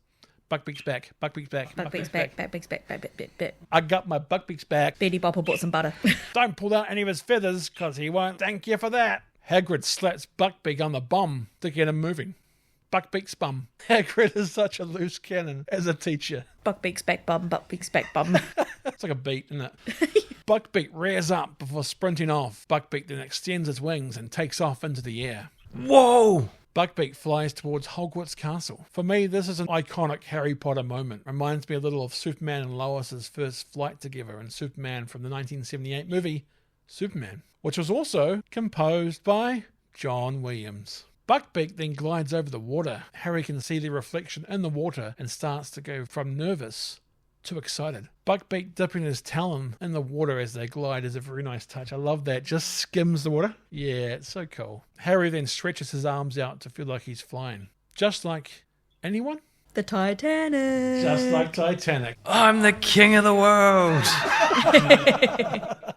Buckbeak still looks incredible, CGI-wise. Yeah, I'd agree. We go from Philosopher's Stone to Chamber of Secrets, and some things look passable, some things look not passable, but I think Buckbeak looks incredible still, watching this. After a few magical moments, Harry loses balance and holds back onto Buckbeak. Hagrid whistles, which sends Buckbeak back down to the class in the forest. The class all clap and congratulate Harry. Ha ha, well done, Harry. Well done, Harry. And well done, Buckbeak. Draco gets up and starts pushing students aside. Oh, please. Hagrid picks up Harry off Buckbeak. How am I doing me first day? Brilliant, Professor. Draco continues knocking students out of the way as he storms towards Buckbeak. Yeah, you're not dangerous at all, are you, you great ugly brute? Malfoy, no! Malfoy gets up in Buckbeak's personal space, so Buckbeak kicks Malfoy to the ground, tearing Draco's uniform and hurting his poor little arm. Hagrid tries to calm Buckbeak as the students scream. Hagrid throws a dead ferret to an area where Buckbeak can be out of the way. Away, you silly creature! The only silly creature here is Malfoy. Oh, it's killed me. It's killed me. Calm down, it's just a scratch. Hagrid, he has to be taken to the hospital. He really has to. Has to. That's a local medical facility if you speak wrestling terms. I'm the teacher, I'll do it. Draco continues overselling the injury as Hagrid picks him up and takes him off. Oh, you're gonna regret this. Class dismissed. You and your bloody chicken. Buckbeak gives Harry a friendly beak nudge as Harry watches Hagrid carry Malfoy away. Instant hippogriff love. In the scene, they had to introduce you to Buckbeak, but by the end of it, you had to care for Buckbeak because this is the only really scene you get for them before the execution stuff later on. They did a really good job of showing you what Buckbeak's character is and how Malfoy's an idiot. Yeah. Cut back to the castle. A ghost riding a ghost horse. Ghost smashes through a ghost window, carrying a ghost head. A headless ghost riding another ghost horse also ghost smashes through the ghost window on hot pursuit of the other ghost who is riding a ghost horse. The ghosts charge into the Great Hall. The students are at the dining table. Malfoy has his arm in a sling. Does it hurt, Draco? It comes and it goes. Still, I consider myself lucky. Madame Pomfrey said another minute or two and I, could have lost my arm. I can't possibly do homework for weeks. Seriously, Draco. Harry, Ron, and Hermione look at Malfoy playing it up from the Gryffindor dining table. Listen to the idiot. He's really laying it on thick, isn't he? Yeah, but at least Hagrid didn't get fired. Yeah, I hear Draco's father's furious. We haven't heard the end of this. Plot set up. Has been sighted. Has been sighted. Who? Sirius Black. The students huddle around the Dready Prophet newspaper that Seamus places on the table. Dufftown? I'm sorry. Dufftown? That's where Duffman is from. Duff beer for me. Duff beer for you. I'll have a Duff. You have one too. That's not far from here. You don't think he came to Hogwarts, do you? No, he completed his studies. With Dementors at every entrance. Dementors? He's already slipped past them once, hasn't he? Who's to say he won't do it again? That's right. Black could be anywhere. It's like trying to catch smoke. Like trying to catch smoke with your bare hands. Cuts to a picture of Sirius in the newspaper, screaming as he is held down for the shot. Cut to the Dementors still stalking the outside grounds. The plants start to freeze around. Cut to the students in class. They are standing in front of a wardrobe, or closet if you're American, with a mirror on the front of it. The wardrobe is shaking. Something inside wants out. Intriguing, isn't it? Would anyone like to venture a guess as to what's inside? Tom Cruise in the closet? He should be out of the closet. Get out of the closet, Tom. But That's a boggart, that is. very good, Mr. Thomas. The wardrobe shakes again. Now, can anybody tell me what a boggart looks like? Tom Cruise in the closet? Or Tom Cruise jumping on the couch exclaiming that he's in love? Ron gets a shock from an unexpected person beside him. No one knows. When did she get here? Boggarts are shapeshifters. So you're saying it could be Tom Cruise in the closet? They take the shape of whatever a person fears the most. Margaret Thatcher naked on a cold day. That's what makes them so terrifying. Yes, yes, yes. The wardrobe shakes once more. Luckily, a very simple charm exists to repel a boggart. Let's practice it now. Without wands, please. After me. Ridiculous. Ridiculous. Very good. The wardrobe shakes. A little louder and very clear. Listen. Ridiculous. Ridiculous. This class is ridiculous. Very good. Well, so much for the easy part. You see, the incantation alone is not enough. Prince Emotep thanks you for your hospitality and for your eyes and for your tongue. But I'm afraid more is needed. Give him whatever he wants. What really finishes a boggart is laughter. You need to force it to assume a shape you find truly amusing. Let me explain. Neville, would you join me, please? Neville looks around the room. No, the other Neville. Come on, don't be shy. Come on, come on. Hello, Neville. What frightens you most of all? Professor Snape? Sorry? Professor Snape? Professor Snape. The class laughs. Ha ha ha! Yes, frightens all. And I believe you live with your grandmother. Yes, but I don't want to turn into her either. The class laughs. No, The wardrobe shakes behind Professor Lupin. it won't. I want you to picture her clothes. Only her clothes. Very clearly in your mind. She carries a red handbag. We don't need to hear it. As long as you see it, we'll see it. Now, when I open that wardrobe, here's what I want you to do. Excuse me. Lupin whispers in Neville's ear. And here's my little secret. I killed Mufasa. What Lupin actually said. Imagine Professor Snape in your grandmother's clothes.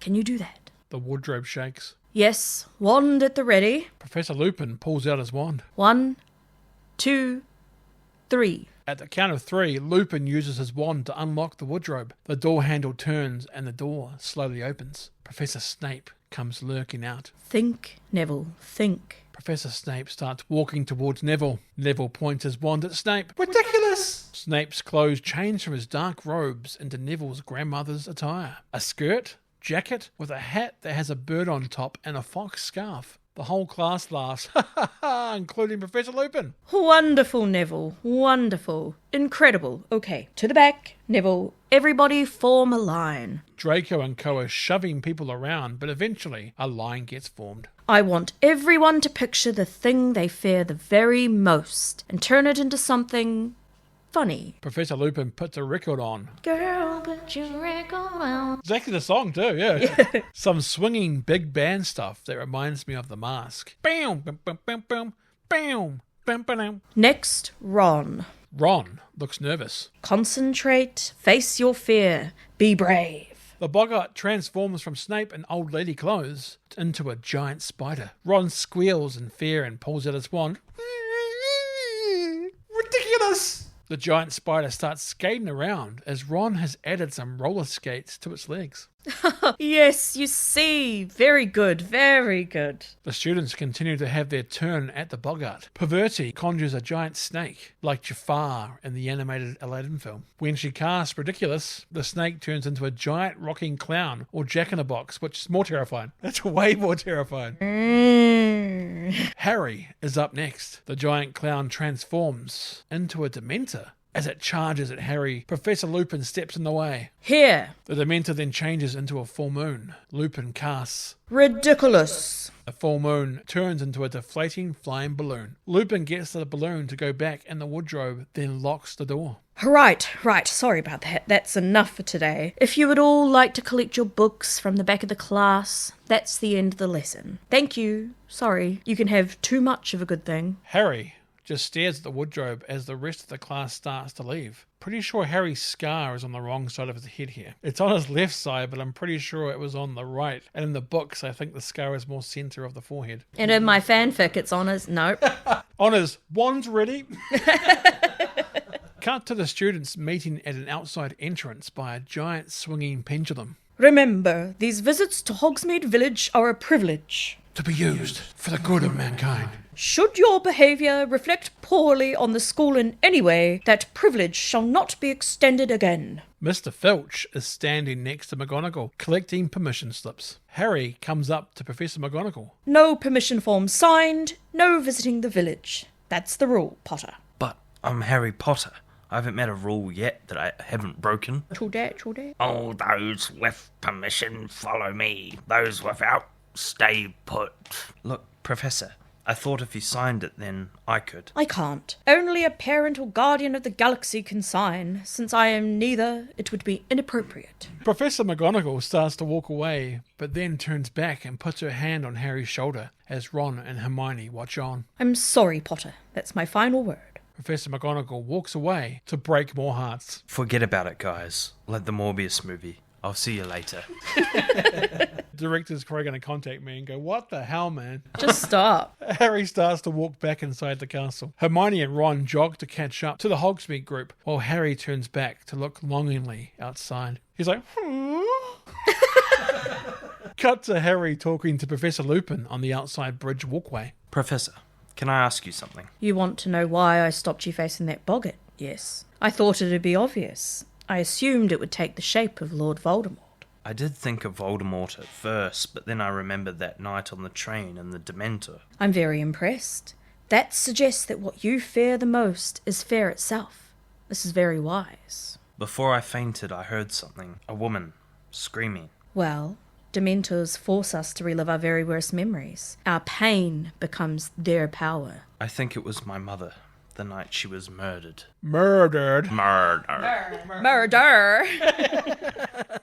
You know, the very first time I saw you, Harry, I recognised you immediately. Not by your scar, by your eyes. Those horrible yellow eyes! They're your mother, Lily's. Yes, oh yes, I knew her. Your mother was there for me at a time when no one else was. Not only was she a singularly gifted witch, she was also an uncommonly kind woman. She had a way of seeing the beauty in others, even, and most especially, when that person couldn't see it in themselves. And your father, James, on the other hand, he had a certain, shall we say, talent for trouble. A talent, rumour has it, he passed on to you. It's always Dad's fault. No, legit, I have kids, it's always the dad's fault. You're more like them than you know, Harry. In time, you'll come to see just how much. In time. Set up for later. Cut to the moving staircases. Harry is back with Ron and Hermione. Honeyduke's sweet shop is brilliant, but nothing beats Zonko's joke shop. Zonko's puts the ha and have a nice day. We never got to go to the Shrieking Shack though. You heard it's the most Haunted building in Britain. Yeah, I know. something is going on. What's going on? Pretty much the entire Gryffindor house is waiting on the stairs and by the painting entrance. Probably Neville forgot the password again. Hey! Ron, Harry and Hermione look behind them to see Neville there. Oh, you're there. Let me through, please. Excuse me, I'm head boy. Oh look everyone, Percy's here. Yay! Get back, all of you. No one is to enter the dormitory until it's been fully searched. Ginny makes her way down the stairway full of people to Harry, Ron and Hermione. The fat lady, she's gone. Harry looks up to see the reveal of the empty portrait. But that's not all.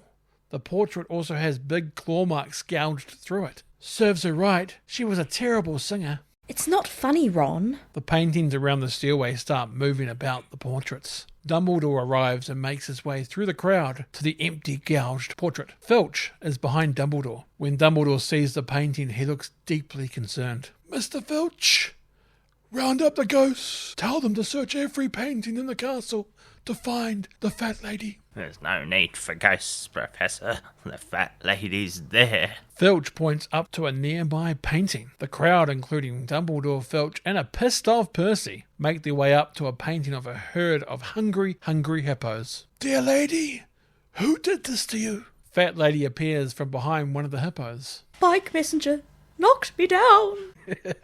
Eyes like the devil he's got, and a soul as dark as his name. It's him, Headmaster. The one they all talk about. He's here.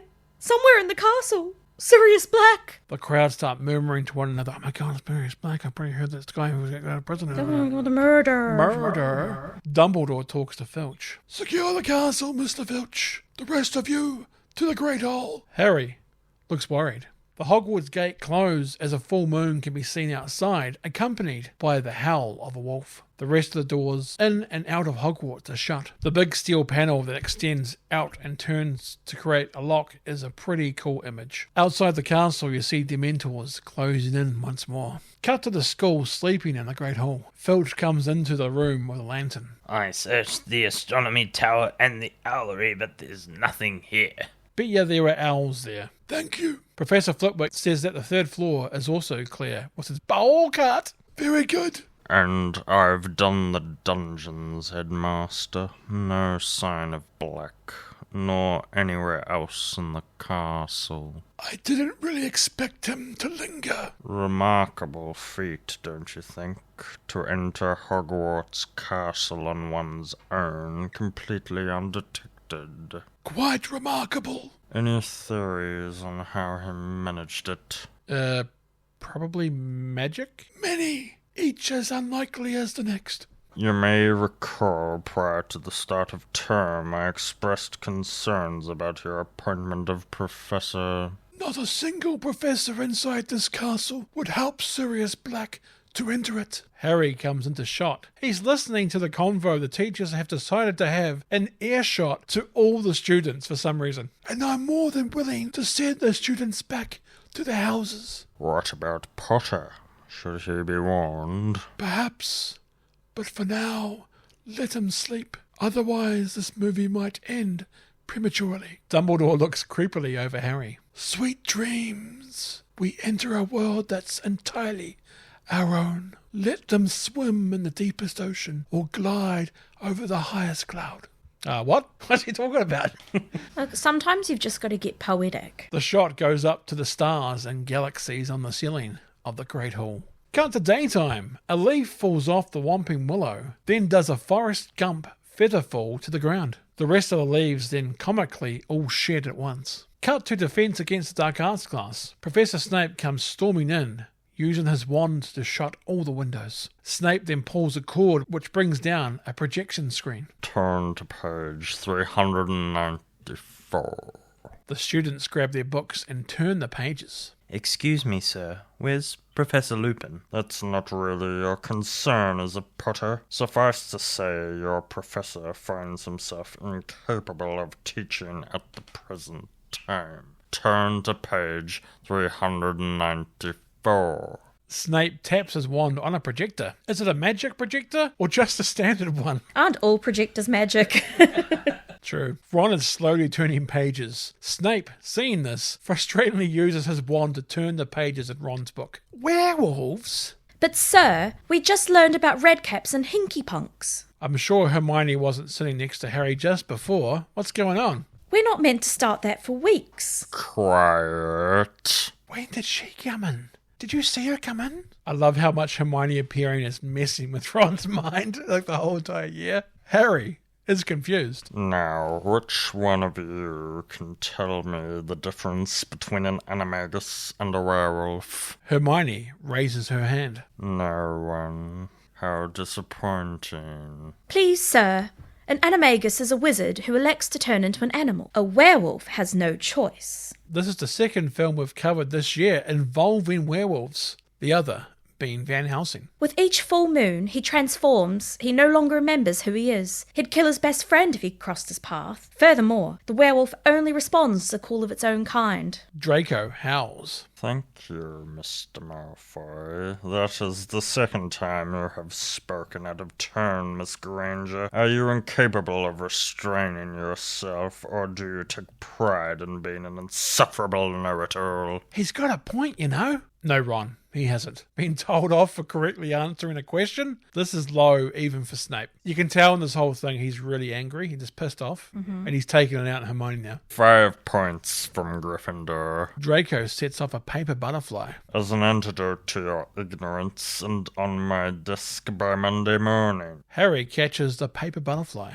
2 rows of parchment on the werewolf, with particular emphasis on recognizing it. The whole class groans. Oh, man. Sir, it's Quidditch tomorrow. Snape gets right up in Harry's face. Then I suggest you take extra care, Mr. Potter. Loss of limb will not excuse you. Page 394. Snape walks off. The term werewolf is a contraction of the Anglo-Saxon word were, which means man, and wolf.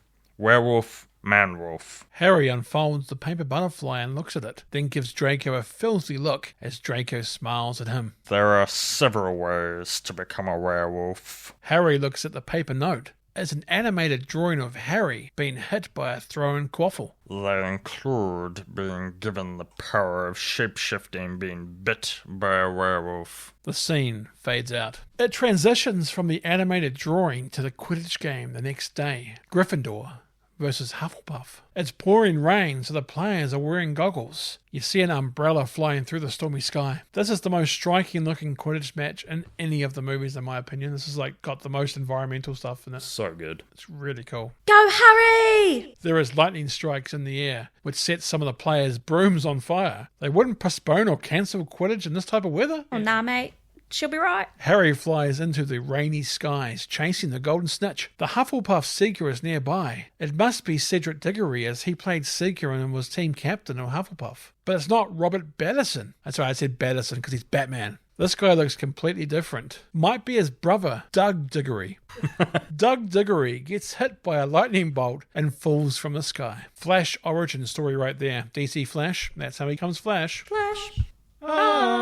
Harry looks through the clouds. The lightning strike nearby reveals a wolf shape in the clouds. The golden snitch then flies right in front of Harry. The chase is back on. As Harry chases the golden snitch, the end of his broom starts to freeze. His goggles also start freezing up. The flying umbrella narrowly misses Harry as well. This game is much more dangerous than Bull Rush. Fully. As Harry continues chasing the snitch, a Dementor starts flying in from behind. Harry sees it coming and bolts. As Harry is looking behind at the chasing Dementor, another one comes charging in from the front. Harry uses his sick flying skills to evade the front Dementor. Harry does a fly up, then drop down fast maneuver, which helps him evade the chasing Dementors. More and more Dementors arrive. One of them pops up right in front of Harry and starts sucking him off. Harry starts to fall from the skies at a rapid pace. Harry can hear the kettle whistle screams of the woman once again. The crowd can only watch on as they see Harry free fall. And he's free! Free falling! Dumbledore gets up and points his hand towards the falling Harry. Arresto momentum.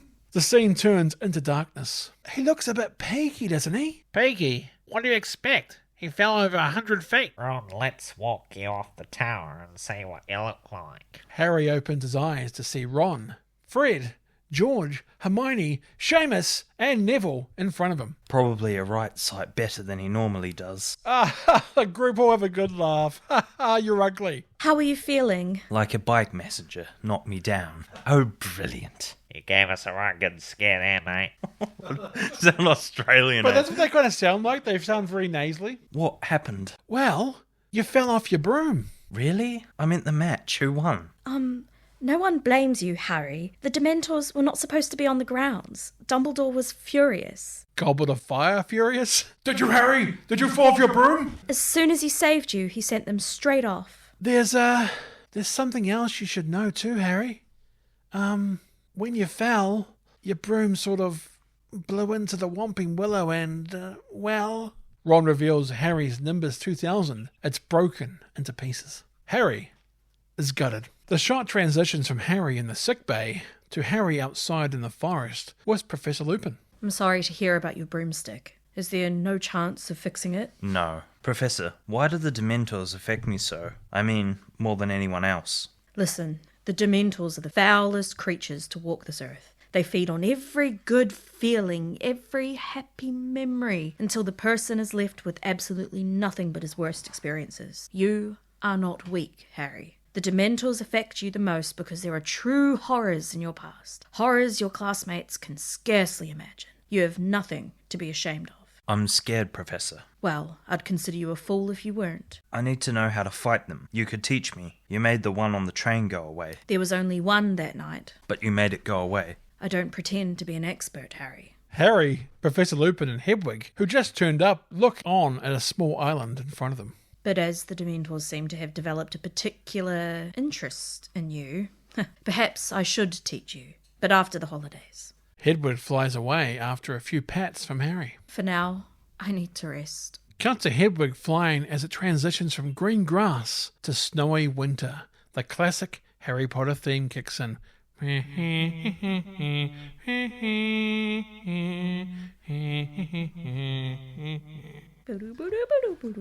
Harry is now inside the face of the giant clock in the castle. He watches the other students leave for Hogsmeade. Cut to a snowy courtyard outside. Fred and George are building a snowman, while footprints appear in the snow by them. Fred and George grab an invisible person. Guys, let me go. Clever, Harry. But not clever enough. Besides, we've got a better way. I'm trying to get to Hogsmeade. We know. Don't worry, we'll get you there. Fred and George drag Harry back into the castle. We'll show you a quicker way if you pipe down. Let me go. Come on, don't. Now, Harry. Come and join the big boys. JB's like, yeah, bring it on. Fred and George let go of Harry by an old wooden staircase. Harry removes the invisibility cloak. What are you doing? Fred and George look around to make sure no one else is around. George gives Harry a blank piece of parchment. It's funny because they look around to see no one's there, but later on when they're talking, someone's walking past. Clearly not caring now. What's this rubbish? What's this rubbish, he says. That there is the secret to our success. Like the Michael J. Fox film. It's a wrench giving it to you, believe me. But we've decided your needs are greater than ours. George, if you will. George whips out his wand and points it at the piece of parchment. I solemnly swear that I'm up to no good. As the wand taps the parchment, text and pictures appear on the front. The page is split down the middle. Text reads, Mrs. Mooney, Wormtail, Padfoot and Prongs are proud to present your dinner. Be our guest, be our guest. Put our service to the test. Tie your napkin round your neck, cherie, and we provide the rest. No, wait. That was Lumiere from Beauty and the Beast. Soup du jour! There's also the Simpsons version too. See my vest, see my vest, made from real gorilla chest. See my sweater, there's no better, made from real life Irish setter. See my hat, 'twas my cat, my evening wear, vampire bat. So good. Yeah. The Marauders map. We owe them so much. Harry opens up the pages. It's a map of Hogwarts. Hang on, this is Hogwarts. And that... No, is that really... Dumbledore. And a study. Pacing does that a lot. So you mean this map shows... Everyone. Everyone? Where they are. What they're doing. Every minute. Of every day. Harry is astonished. Brilliant. Where'd you get it? Nicked it from Filch's office, of course. First year. Now listen, there are 7 secret passageways out of the castle. We'd recommend This one. George points at the map. The one-eyed witch passageway. It will lead you straight to Honeydukes. You best hurry, Filch is heading this way. Oh, and Harry, don't forget, when you're done, just give it a tap and say, Mischief managed. Otherwise, anyone could read it. That was great, that last one. The text and images disappear. Cut to Harry popping up from a tile on the floor in the Honeydukes basement. Harry watches a man head upstairs with some stock. The basement looks like a 19th century laboratory, almost like in Beauty and the Beast.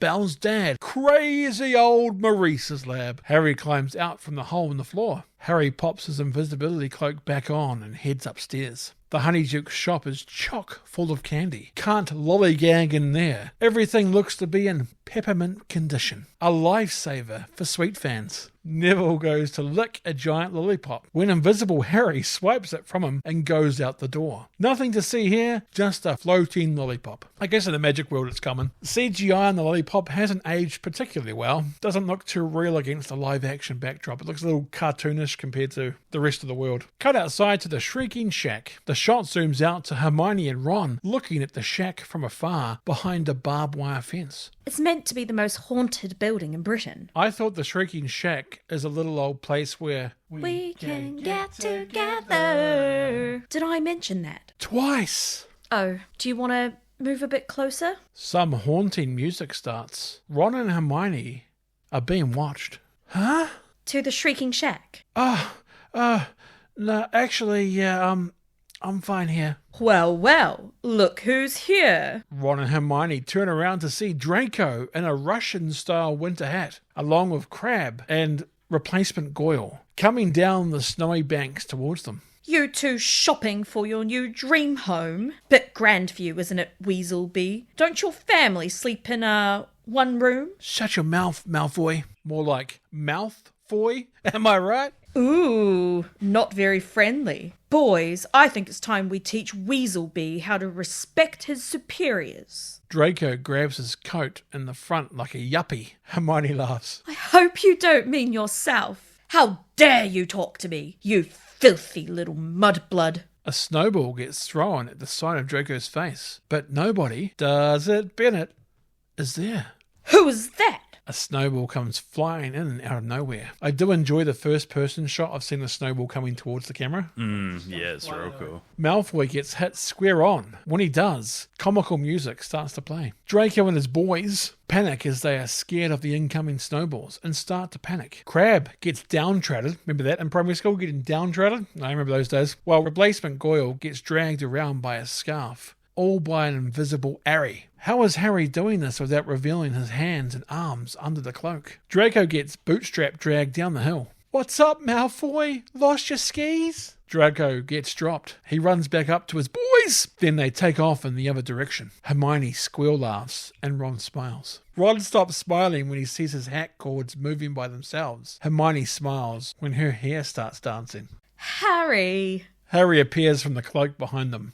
Harry laughs. Bloody hell, Harry. That was not funny. Cut to Harry, Ron and Hermione walking in the snow by a wooden posted sign that has the screaming Sirius Black poster. They are walking through the snowy streets of Hogsmeade. Those weasels never told me about any Marauder's map. Harry isn't going to keep it. He's going to turn it over to Professor McGonagall, aren't you? Oh, sure, along with his invisibility cloak. Oh, look who it is. Madame Rosemerta. Ron fancies her. That's not true. Minister Fudge is nearby in a magic carriage. Hagrid is helping him exit out of it. Hagrid accidentally rips the door off the carriage. Sorry about that. Rosemerta, my dear, I hope business is good. It'd be a lot better if the Ministry wasn't sending Dementors into my pub every night. I can just imagine Dementors getting drunk inside, singing pirate sea shanties. Rosemerta gets right up in Fudge's face with the hammer she was just using on her front door frame. Professor McGonagall walks up to Fudge and Rosemerta.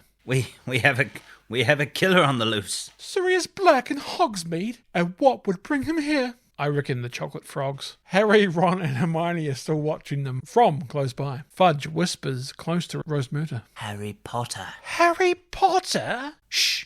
Come. Fudge and Professor McGonagall lead Rosemerta inside. It cuts back to Ron and Hermione, who turn to look at Harry. They all heard Rosemerta. Harry is already invisible, though, and goes inside the pub. Hermione and Ron try to go in after Harry, but get carded at the door by some shrunken heads. I say, no underage wizards allowed in today. Shut the damn door. So rude. Thick heads? Thick, how dare they? Who are they calling that? Young whippersnappers. Hermione and Ron stay outside and look through the glass window in the door. Harry starts searching through the pub for Rosemerta, Fudge and McGonagall. The first person view of the breathing is a nice touch. You got to hear Harry going, oh yeah, it's Fudge. Oh, Fudge.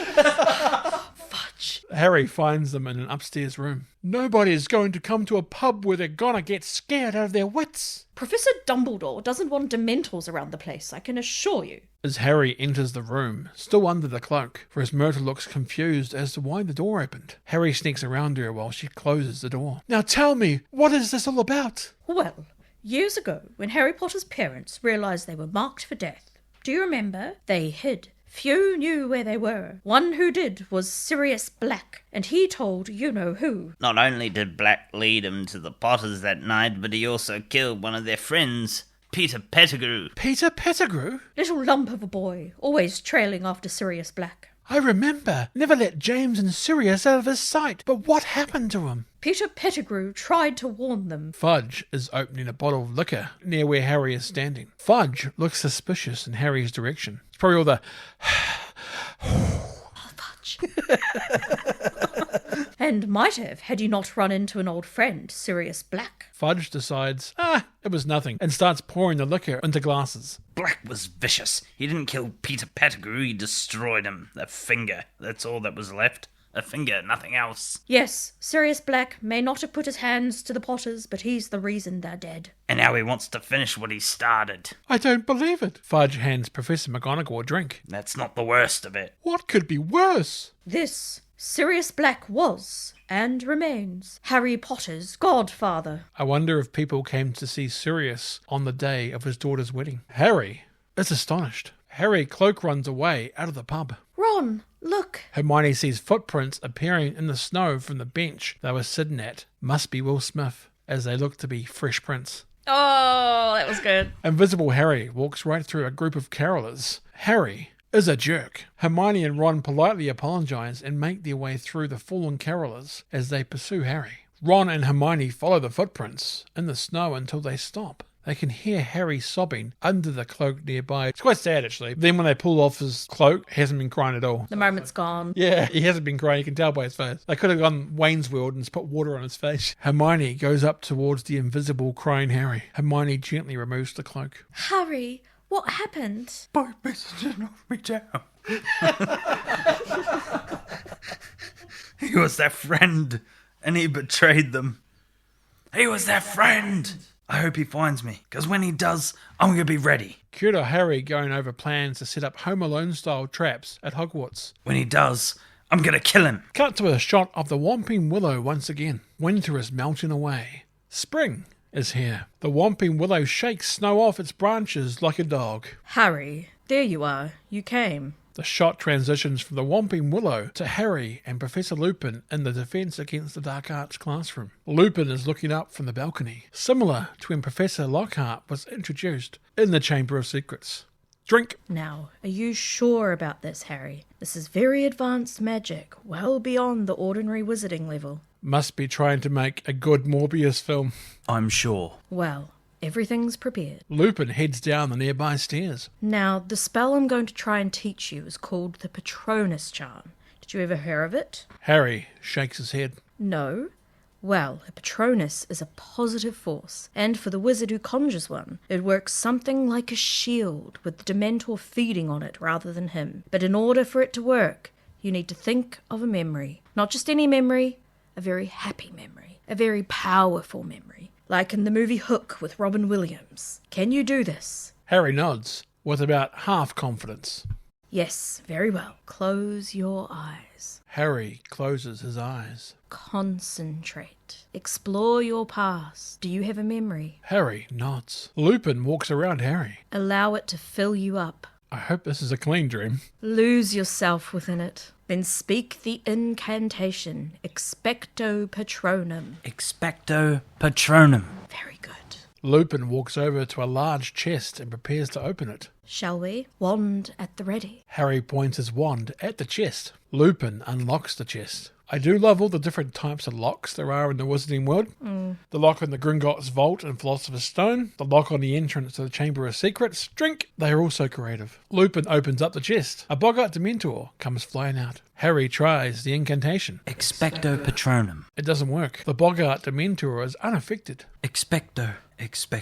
Harry starts to lose focus and energy. Harry passes out. Here we go. Come on, sit up. Deep breaths. The shot goes from a foggy blur around the edges, but clearer as Harry regains consciousness. Harry wakes up and sits on the floor. It's all right. I didn't expect you to do it the first time. That would have been remarkable. Lupin reaches into his pants. Here, eat this. You'll feel better. Lupin gives Harry a piece of chocolate. That's one nasty Dementor. Oh, no. That was a boggart, Harry, a boggart. The real thing would be much worse. Much, much worse. Yeah, I remember when Big D gets sucked off by a Dementor in Order of the Phoenix. Big D. Big D. Harry gets up off the floor. As a matter of interest, what were you thinking? Which memory did you choose? The first time I rode a broom. Lupin looks at Harry like, really? Well, that's not good enough. Not nearly good enough. Harry starts to think and paces around the room. There's another. The first time I listened to Nobody Does It Bennett. There's another. When Michael Jordan came back to the NBA and rejoined the Chicago Bulls. There's another. When they brought back the McRib. There's another. It's not happy exactly. Well, it is. It's the happiest I've ever felt, but it's complicated. Is it strong? Harry stops playing with the candle flame and turns back to look at Professor Lupin and nods his head. Then let's give it a try. You feel ready? Just do it. Round 2. Lupin unlocks the chest once more and releases the Boggart Dementor from the chest. The Boggart Dementor rises up in the air. Expecto Patronum. Nothing happens. Expecto Patronum.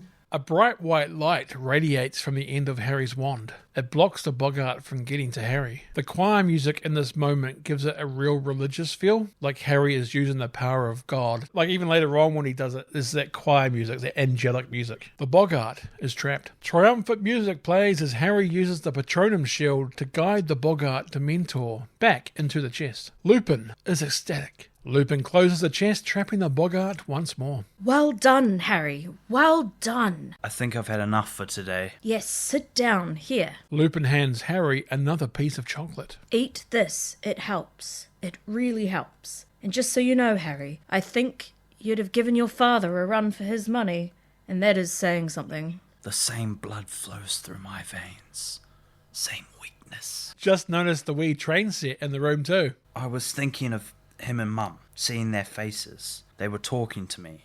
Just talking. That's the memory I chose. I don't even know if it's real, but it's the best I have. It's a nice moment with him and Lupin. Lupin's like the only Defense Against Dark Arts teacher that actually Harry really gets along with. Like, I guess Fake Moody kind of does as well. Yeah. But this one, like, you see the relationships between him and Lupin. It's a shame that they don't get any more time in the series pretty much to actually kind of establish what they built here. Just this movie, yeah. It's almost like Sirius takes over that role for Harry once this movie finishes. He becomes, in the fourth, mainly in the fifth movie, more the surrogate dad that Lupin kind of starts here with the relationship. Cut to Harry, Ron, and Hermione walking outside to the courtyard. Beautiful day. Gorgeous! Unless, of course, you've been ripped to pieces. Ripped to pieces? What are you talking about? Ronald has lost his rat. I haven't lost anything. Your cat killed him. Rubbish. Hermione storms off in front. Ron looks back to Harry. Harry? You've seen the way that bloodthirsty beast of hers is always lurking about, and Scabbers is gone. Well, maybe you should learn to take better care of your pets. Hagrid says exactly the same line to him later on, pretty much. Scabbers pops up on the concrete wall in front of them. Cats always know when you're talking about them. Your cat killed him. Did not. Did? Didn't. Cut to Hagrid skimming discus-sized stones in the lake. Hagrid is thigh-deep in the water. He's also wearing a furry jacket and a tie. I think it's the same jacket he wears in Goblet of Fire when he goes to the dance. Harry, Ron and Hermione appear shoreside. How'd it go, Hagrid? The hearing? Well, first off, the committee members took turns talking about why we were there. Hagrid skimmed another stone. Then I got up and did my piece. Said how Buckbeak was a good hippogriff. Always cleaned his feathers. And then Lucius Malfoy got up. Well, you can imagine. He said Buckwig was a deadly and dangerous creature who would kill you as soon as look at you. Hagrid skims another stone. And then he asked for the worst, did old Lucius. They're not sacking you. No, I'm not sacked. Hagrid skims a stone.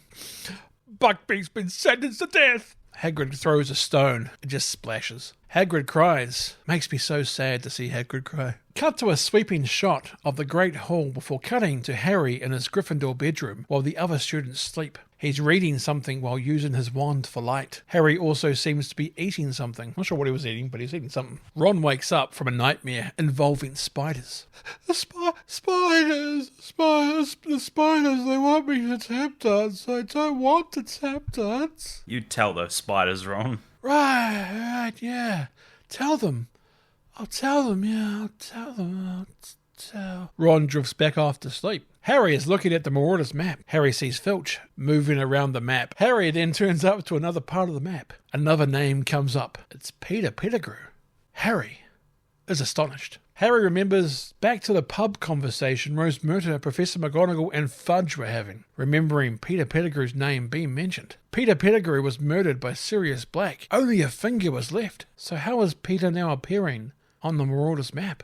Harry gets out of his bed and puts his shoes on. It seems to be a very British thing to have your shoes right next to your bed so you can just land in them when you get out of bed. I can understand slippers, but shoes. Yeah, and he does it without touching anything. He's just like, pop. Harry sneaks his way around the castle, moving past some snoring portraits. Why do ghosts need to sleep? We ask the tough questions here at Nobody Does It Bennett. Questions that people don't dare to ask. Questions that keep you up at night. One of the portraits gets blinded by Harry's wand light. Put that light out. Harry points the wand light back at the Marauders map. Harry moves slowly in the darkness. Harry can see that Peter Pettigrew is coming right towards them on the map. Harry shines his wand light in front of him, frantically looking to see who this mystery Peter Pettigrew is, but sees nothing. Harry looks at the map again. Peter is getting closer and closer to him, walking in a zigzag-type way on the map. Harry still sees no one in front of him. Peter Pettigrew's icon on the map comes right up to Harry. He still sees nothing. Harry turns and gets startled as he sees someone. It's Harry, staring at his own reflection in a nearby mirror. Harry frantically searches for him as Peter Pettigrew's icon moves away from him. The constant wand waving is annoying some of the nearby portraits. Watch it there, boy. We're trying to sleep here. Yes, we are. Harry looks back down at the map. Snape is coming towards him on the map. Harry prepares as Snape comes around the corner. Mischief managed. Knox. Harry's wand light goes out. Did Snape see him? It goes from pitch black to Professor Snape appearing behind Harry. I think Snape did see Harry. Potter, what are you doing wandering the corridors at night? I was sleepwalking. If he was moonwalking, he could have transformed into a car. How extraordinary like your father you are, Potter. He too was exceedingly arrogant, strutting about the castle. My dad didn't strut. And nor do I. Now, if you don't mind, I would appreciate it if you could lower your wand. Harry is a bit of a punk here. Yeah. Snape slightly lowers his wand. Turn out your pockets. Harry ignores Professor Snape. Turn out your pockets. Harry pulls out the Marauders map. What's this? Spare bit of parchment. Really? Open it. Harry opens up the spare bit of parchment. Professor Snape points his wand to the parchment. Reveal your secrets. The parchment starts to show text and images. Read it. It's some form of Elvish. I cannot read it. Read it. Mrs. Murney, Wormtail, Padfoot and Prongs offer their compliments to Professor Snape and Go on. and request that he keeps his abnormally large nose out of other people's business. Why, you insolent little... Professor.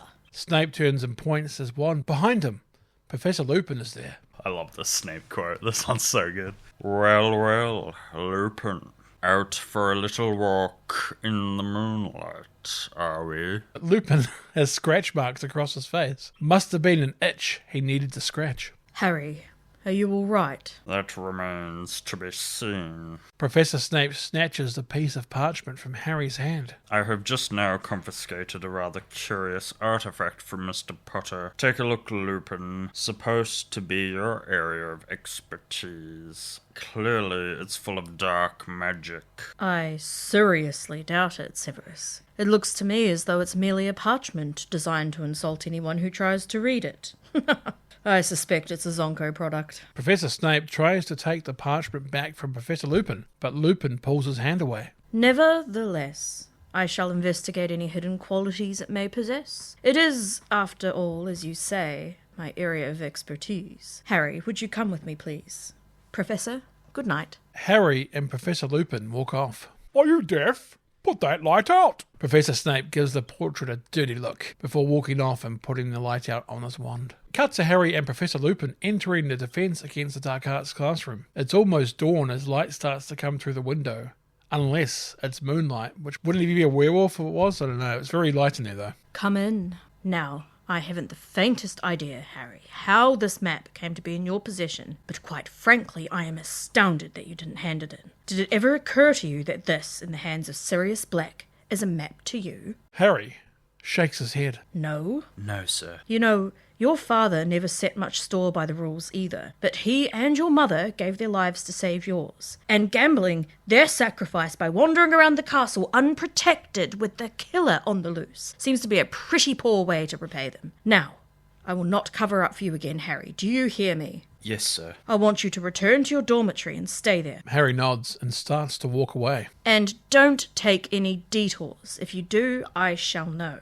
As Harry walks away and Professor Lupin walks in the other direction, Harry stops and turns back. Professor, just so you know, I don't think that map always works. Professor Lupin turns back to face Harry. Earlier on, it showed me someone in the castle, someone I know to be dead. Oh, really? And who might that be? Peter Pettigrew. Lupin gives Harry a look of disbelief. That's not possible. That's just what I saw. Good night, Professor. Harry heads out of the classroom. So, going by this, Lupin thought Sirius was guilty for like all these years until this moment. Correct. Wow. This part obviously is there, so you did have an idea that he thought he was guilty. But when he meets him at the end, it almost seems like that was part of their plan all along. That's why I was always like, when did he know? It was always kind of mysterious. Cut to divination class with Professor Trelawney. Broaden your minds. You must look beyond. The art of crystal gazing is in the clearing of the inner eye. Harry and Ron are glaring into the crystal ball in front of them.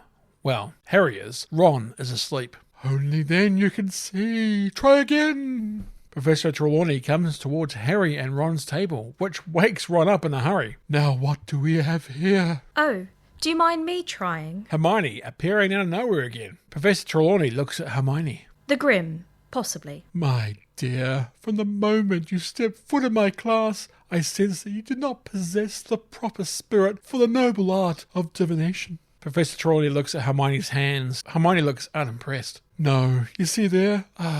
You may be young in years, but your heart beats as if shriveled as an old maid's. Your soul is dry as the pages of the books to which you so desperately cleave. Hermione pulls her hand away, clearly upset. Hermione gets up and backhands the crystal ball off the table and walks away like, whoa, that's an overreaction. Hermione walks around the rolling crystal ball to leave. Professor Trelawney looks at Harry. Have I said something?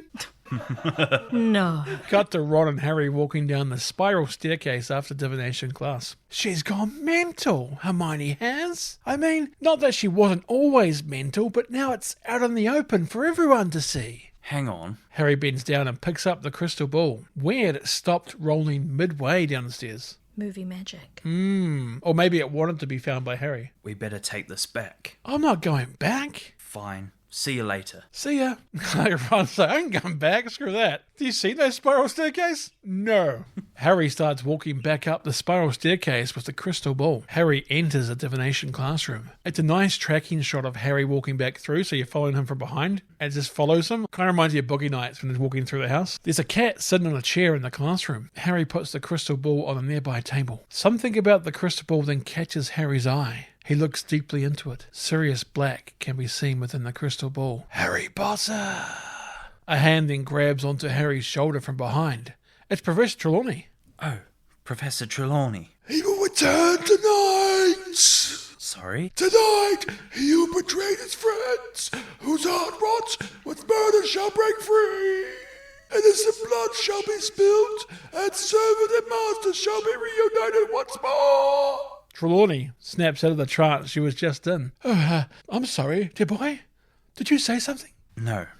Nothing. Harry, now fully traumatized, walks past Professor Trelawney and then runs out of the classroom. Again, it's a nice tracking shot, but this time with Harry walking towards the camera and Professor Trelawney just behind him. Very scary when I first saw that coming in. She's like, holy cow. It's very intense. She does have powers, but she can't control them. Again, the book goes so into the history of all the prophecies that she has happened to make over the years, but in between times it's just like cabbage level bad divination. Just really, really bad, and no one can understand why Dumbledore had her at the school. But again, it gets delved into in much greater detail in those books, and it's fascinating. I guess every time she has a prophecy, a crystal ball will appear at the ministry. Someone has to put them into the orbs, though. Okay. So not just like an automatic thing like marbles. I don't think so. I don't know. I don't know if it really specified the automation. Have you ever seen Minority Report? Whenever they have like a premonition, there's like a marble ball that rolls out and kind of hits and joins other ones. That's why I was just thought maybe that was like the marble room. Minority Report's a Harry Potter spin-off. Tom Cruise. And this is why you listen to the Greg Bennett podcast for all of the thoughts that keep you up at night. Cut to an executioner sharpening his big axe blade outside in the Hogwarts courtyard. It's Buckbeak's execution day. Hermione leads Harry and Ron through the courtyard.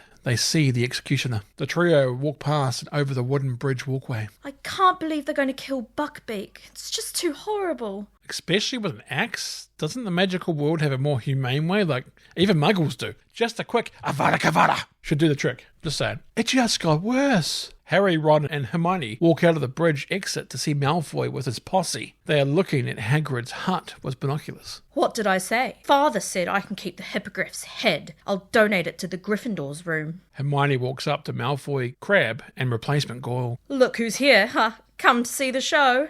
You foul, loathsome, evil little cockroach! Hermione points her wand at Malfoy's throat. Malfoy starts to cower in fear. He's so cartoonish in this. He's always like, please don't. Hermione, no. He's not worth it. As Malfoy snivels away, Hermione lowers her wand and turns away, but then turns back and punches Malfoy right in the nose. She was lucky that Malfoy didn't crack the back of his head on that large rock behind him. It's pretty close, That could have been very messy. Especially when the rock behind him looks like the one in the Outlander series that she travels through the stones in time. Ooh. Malfoy cries in pain as his boys hold him up. The three run away, saying not a word to anyone. That felt good. Not good? Brilliant! Harry, Ron, Hermione run down the steps and towards Hagrid's hut. They see Buckbeak sitting outside in the pumpkin patch, chained up, waiting to die. Buckbeak is sitting in a very classy and majestic way. It then cuts to Harry, Ron and Hermione inside the hut with Hagrid. Harry and Hagrid are looking out the window. Look at him. Loves to smell the trees when the wind blows through him. Why don't we just set him free? They'd know it was me. And then Dumbledore would get into trouble. He's coming down, you know, Dumbledore. Says he wants to be with me when it happens. Hagrid loses himself for a moment in his thoughts before snapping back to reality. A great man, that Dumbledore. Great big bushy beard. A great man. Hagrid turns back into the hut where Ron and Hermione are sitting. Hagrid feeds the large creature that is hatching out of an egg in the corner of the hut. I looked it up to see what it's called, and it's called egg creature. Egg creature. Yeah, that's what it is. It's not actually an actual creature that we know of. Oh, wait, no, you don't know about the lore of the egg creature? No. Oh, my God. Okay, so this is totally explained in the unpublished extra books because I'm talking. Bleep. I was going to say, there's going to be a whole backstory. No. There was this whole war of the egg creatures. There was this whole thing that, like, they're going to probably turn into the second Hogwarts game about the egg creatures war. Was that convincing, though? Yeah, it was. I fell for it. Nice. I was waiting for a story. Yeah, it got me, yeah. Thank you. I'll take my bow.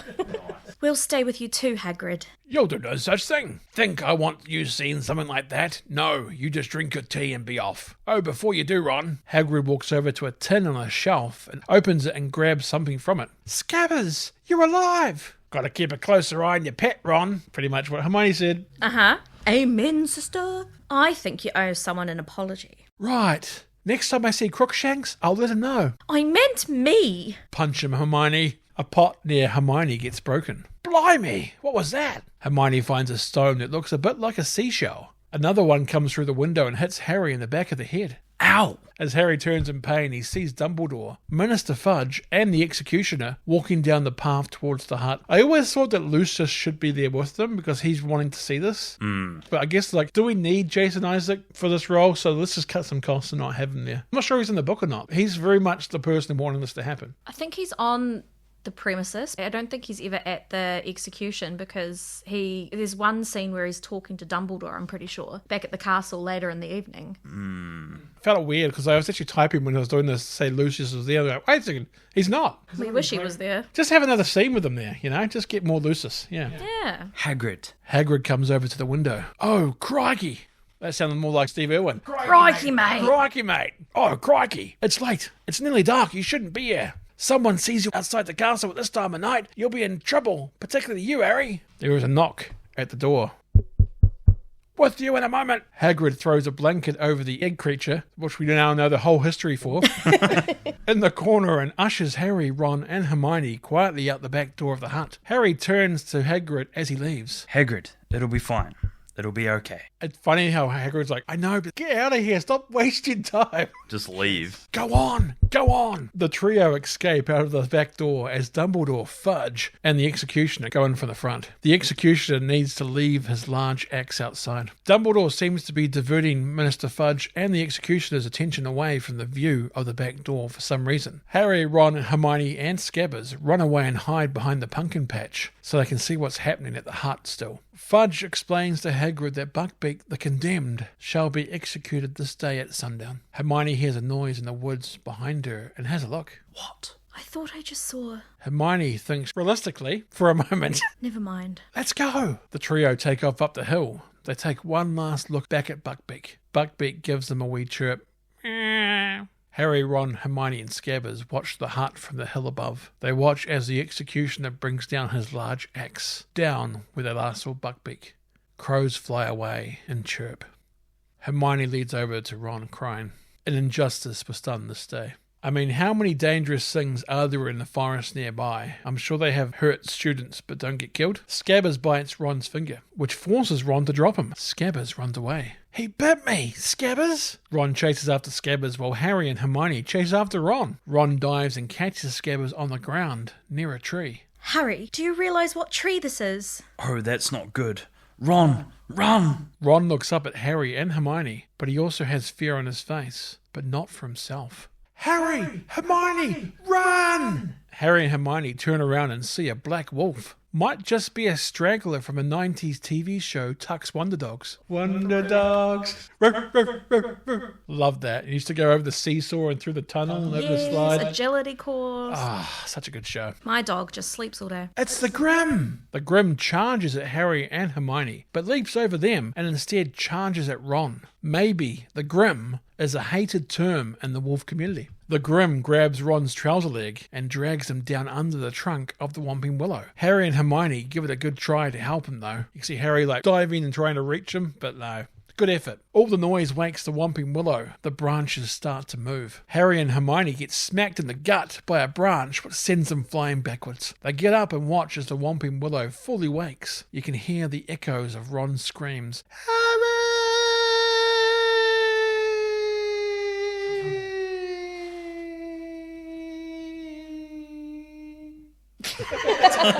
Come on. Harry and Hermione do a mad dash through the Whomping Willow's attacking branches, avoiding the incoming shots as they make their way to the hole in the base of the trunk. Harry gets hit by a branch which knocks his glasses off to the ground next to him. Hermione does a nice jump to avoid an incoming branch, but gets hit by another. Hermione hangs from the moving branch. Harry almost gets pounded by a thick sledgehammer-type branch, but does a Pippin-style roll to avoid it, like in Two Towers with the horse. Oh, yeah. And he rolls. Harry can't see too well without his glasses. He can't see without his glasses. Hermione screams as she is bull riding a branch. Harry ducks and avoids getting clotheslined by the Hermione branch. Harry finds his glasses. Harry! Hermione grabs onto Harry's top, cartoon style, as it takes a few seconds before he takes off with Hermione in the branch. He's like, oh! And then gets pulled as gets cartoon style. Hermione perfectly aims Harry and throws him into the hole at the base of the trunk. Harry slides and lands in a cave-like passageway. Hermione slides in behind and lands on top of Harry. Oh, I'm sorry.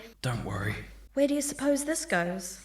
I have a hunch. I just hope I'm wrong. Harry leads Hermione on through the passageway. Cut to Harry popping up at a hole in a wooden floor panel. Harry and Hermione enter the room via the hole and look around at an old-looking place with a wooden staircase nearby. We're in the Shrieking Shack, aren't we? Come on. Harry leads Hermione up the stairs. You can hear the cries of terror and pain below the shack.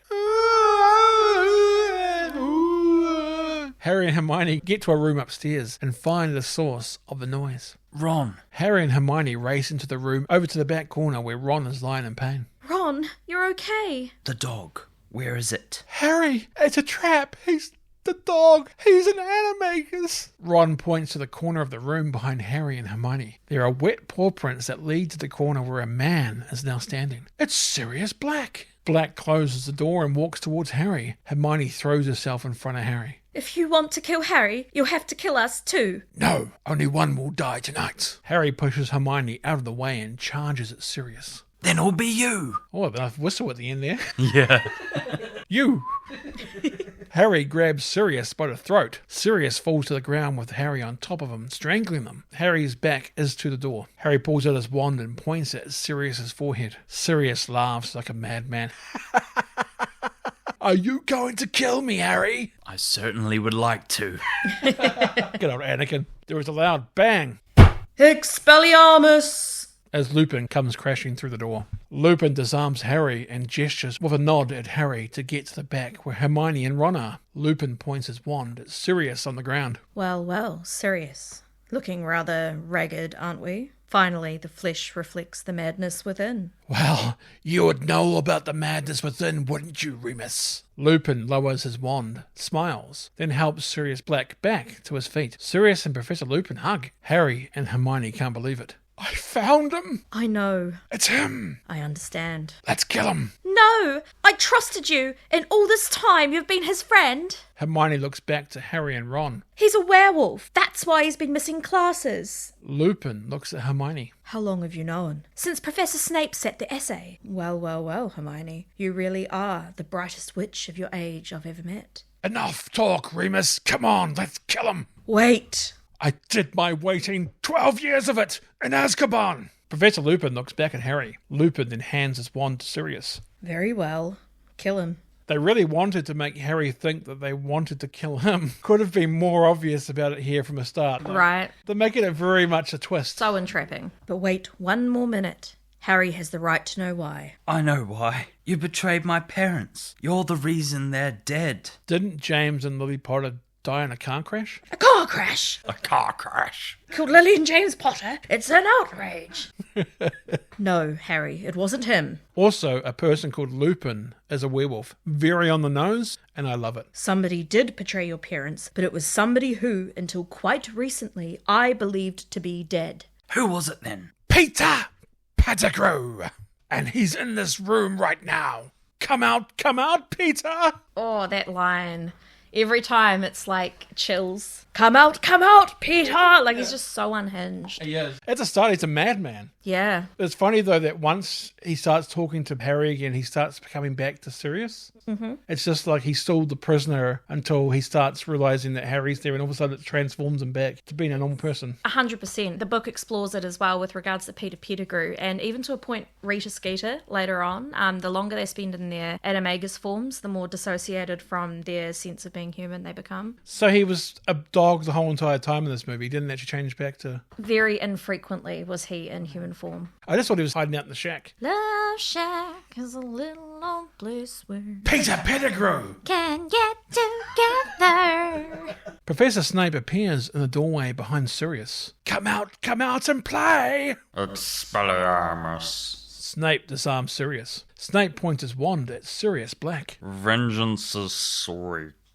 How I hoped I'd be the one to catch you. Severus. Snape points his wand at Lupin and gets him to stand next to Sirius. I told Dumbledore you were helping an old friend into the castle. Now here's the proof. Brilliant, Snape. Once again, you've put your keen and penetrating mind to the task, and as usual, come to the wrong conclusion. Now, if you excuse me, Remus and I have some unfinished business to attend to. Snape puts his wand to Sirius Black's throat. Give me a reason, I beg you. Severus, don't be a fool. He can't help it. It's habit by now. Be quiet. Be quiet yourself, Remus. You two quarreling like an old married couple. Why don't you run along and play with your chemistry set? Snape digs his wand deeper into Sirius's throat. I could do it, you know. But why deny the Dementors? They're so longing to see you. Do I detect a flicker of fear? Oh yes, a Dementor's kiss. One can only imagine what that must be like to endure. It tastes Strawberries. It's said to be nearly unbearable to witness, but I'll do my best. Severus, please. Harry reaches into Hermione's side pocket and starts pulling out her wand. After you. Harry points the wand. Sirius closes his eyes, ready to be hit. Harry quickly changes his direction to Snape. Expelliarmus. That's Harry. Well, Harry sounds like Snape. Expelliarmus. Harry blasts Snape into the wall. Okay, how did Harry knock Snape into the wall with a disarming charm? Well, maybe it was because you said it first in Snape's voice and therefore had more power. Yeah, that helped. He was very good at it too. He sounded just like Snape. Harry, what did you just do? You attacked a teacher. What's next, Harry? Younglings? Oh. Harry points his wand at Sirius. Tell me about Peter Pettigrew. He was at school with us. We thought he was our friend. No, Pettigrew's dead. You killed him. No, he didn't. I thought so too until you mentioned seeing Pettigrew on the map. The map was lying then. The map never lies. Pettigrew's alive, and he's right there. Sirius points at Ron. Me? He's mental. No, not you. You're Rat. Scabbers has been in my family for 12 years. Curiously long for a common garden rat. He's missing a toe, isn't he? So what? All they could find of Pettigrew was his Finger. The dirty coward cut it off so everyone would think he was dead. And then he transformed into a rat. Show me. Sirius wrestles to get Scabbers away from Ron. Give it to him, Ron. What are you trying to do to him? Sirius gets the hold of Scabbers. Scabbers, leave him alone. Get off him. What are you doing? Sirius puts Scabbers down to hit him with a spell, but Scabbers starts to run off. Sirius misses a couple of times, but hits Scabbers with a spell just as he's trying to escape through a hole in the wall. Scabbers turns into a fully sized rat-looking man. Like a... Yeah. Sirius and Lupin pull Peter Pettigrew out of the wall and pull him to his feet. Sirius and Lupin point their wands at the rat man. Remus? Sirius? My old friends. Peter tries to make a break to the door, but Lupin and Sirius stop him and shove him back. Peter looks at Harry. Harry, look at you. You look so much like your father, like James. We were the best of friends. How dare you speak to Harry? How dare you talk about James in front of him? You sold James and Lily to Voldemort, didn't you? I didn't mean to. The Dark Lord. You have no idea the weapons he possesses. Ask yourself, Sirius, what would you have done? What would you have done? I would have died rather than betray my friends. Harry blocks the door so Peter can't flee. Harry, James wouldn't have wanted me killed. Your dad would have spared me. He would have shown me mercy. Sirius and Lupin yank Peter away from Harry. You should have realized, Peter, that if Voldemort didn't kill you, we were together. No! Harry, this man... I know what he is, but we'll take him to the castle. Peter drops to his knees. Bless you, boy. Bless you. Peter reaches out to Harry. Get off. I said we'd take you to the castle. After that, the Dementors can have you. Peter starts quivering in fear. Cut to Professor Lupin, Sirius Black, Harry, Ron, and Hermione walking through the underground passage. Harry and Sirius are carrying the injured Ron. Sorry about the bite. I reckon that twinges a bit. A bit? A bit? You almost tore my leg off. Well, I was going for the rat. Normally, I have a very sweet disposition as a dog. In fact, more than once, James suggested that I make the change permanent. The tail I could live with, but the fleas, they're murder. Sirius laughs, knowing just how funny that joke was. That was not so Sirius Black. The team make it out of the underground passage and arrive back out at the now dormant Weeping Willow. Ron rests as Sirius walks around looking at all the beautiful nature. Harry is with Ron and Hermione. You better go. No. Don't worry, it's fine, okay? It's fine. I'll stay. You go, I'll stay. You jump, I jump, right? How many Titanic references have I put in here? Not enough. A few. Harry gets up and walks over to Sirius. That looks really painful. So painful They might chop it. I'm sure Madame Pomfrey will fix it in a heartbeat. It's too late. It's ruined. It'll have to be chopped off. This exchange between Hermione and Ron is during the shot of Harry walking over to Sirius, so I never really paid much attention to it until now. This is like a wee gem of a convo, though. Harry arrives next to Sirius, who is looking up at Hogwarts Castle. It's beautiful, isn't it? I'll never forget the first time I walked through those doors. It'll be nice to do it again as a free man. That was a noble thing you did back there. He doesn't deserve it. Well, I just didn't think my dad would have wanted his two best friends to become killers. Besides, Dad, the truth dies with him. Alive, you're free. Can hear Peter in the background pleading with Professor Lupin. Turn me into a flobberworm. Anything but the Dementors. Peter crawls towards Ron. Ron, haven't I been a good pet? You wouldn't let them give me to the Dementors, will you? I was your rat. Peter turns to Hermione. Sweet, clever girl. Surely you won't. Get away from her. Get back, I say, or I'll shoot you all like dogs. Another Titanic. I don't know if you know, Harry, but when you were born, James and Lily made me your godfather. I know. But I can understand if you choose to stay with your aunt and uncle. But if you ever wanted a different home... What? Come and live with you? Well, it was just a thought. I can understand if you don't want to. I'm sorry, but why are we trusting men we just met offering us to live with them? Exactly. Like later on, I make that point too. Is like, you're exactly right. You just met him half an hour ago. Yeah. And now you're planning a future with him? A bit weird. I think it's just the desperation of Harry wanting to have someone in his life that he really cares for. He now believes Sirius is a good person because of that, and because he doesn't have that in his life, he wants to latch onto it straight away. That's why I think he trusts him, because he really desperately wants him to be good. Hermione shouts out, Hurry! Sirius and Harry turn to look at Hermione as she points to the full moon in the sky. Seems to be important. Lupin's heartbeat starts to increase. Both his eyes and body start to transform. Remus, my old friend, have you taken your potion tonight? There's a werewolf potion? Oz and Buffy the Vampire Slayer had to chain himself up every full moon. He did, though. He did, yeah. You know, the man you truly are, Remus. This heart is where you truly live. This heart, here. This flesh, it's only flesh. Lupin drops his wand.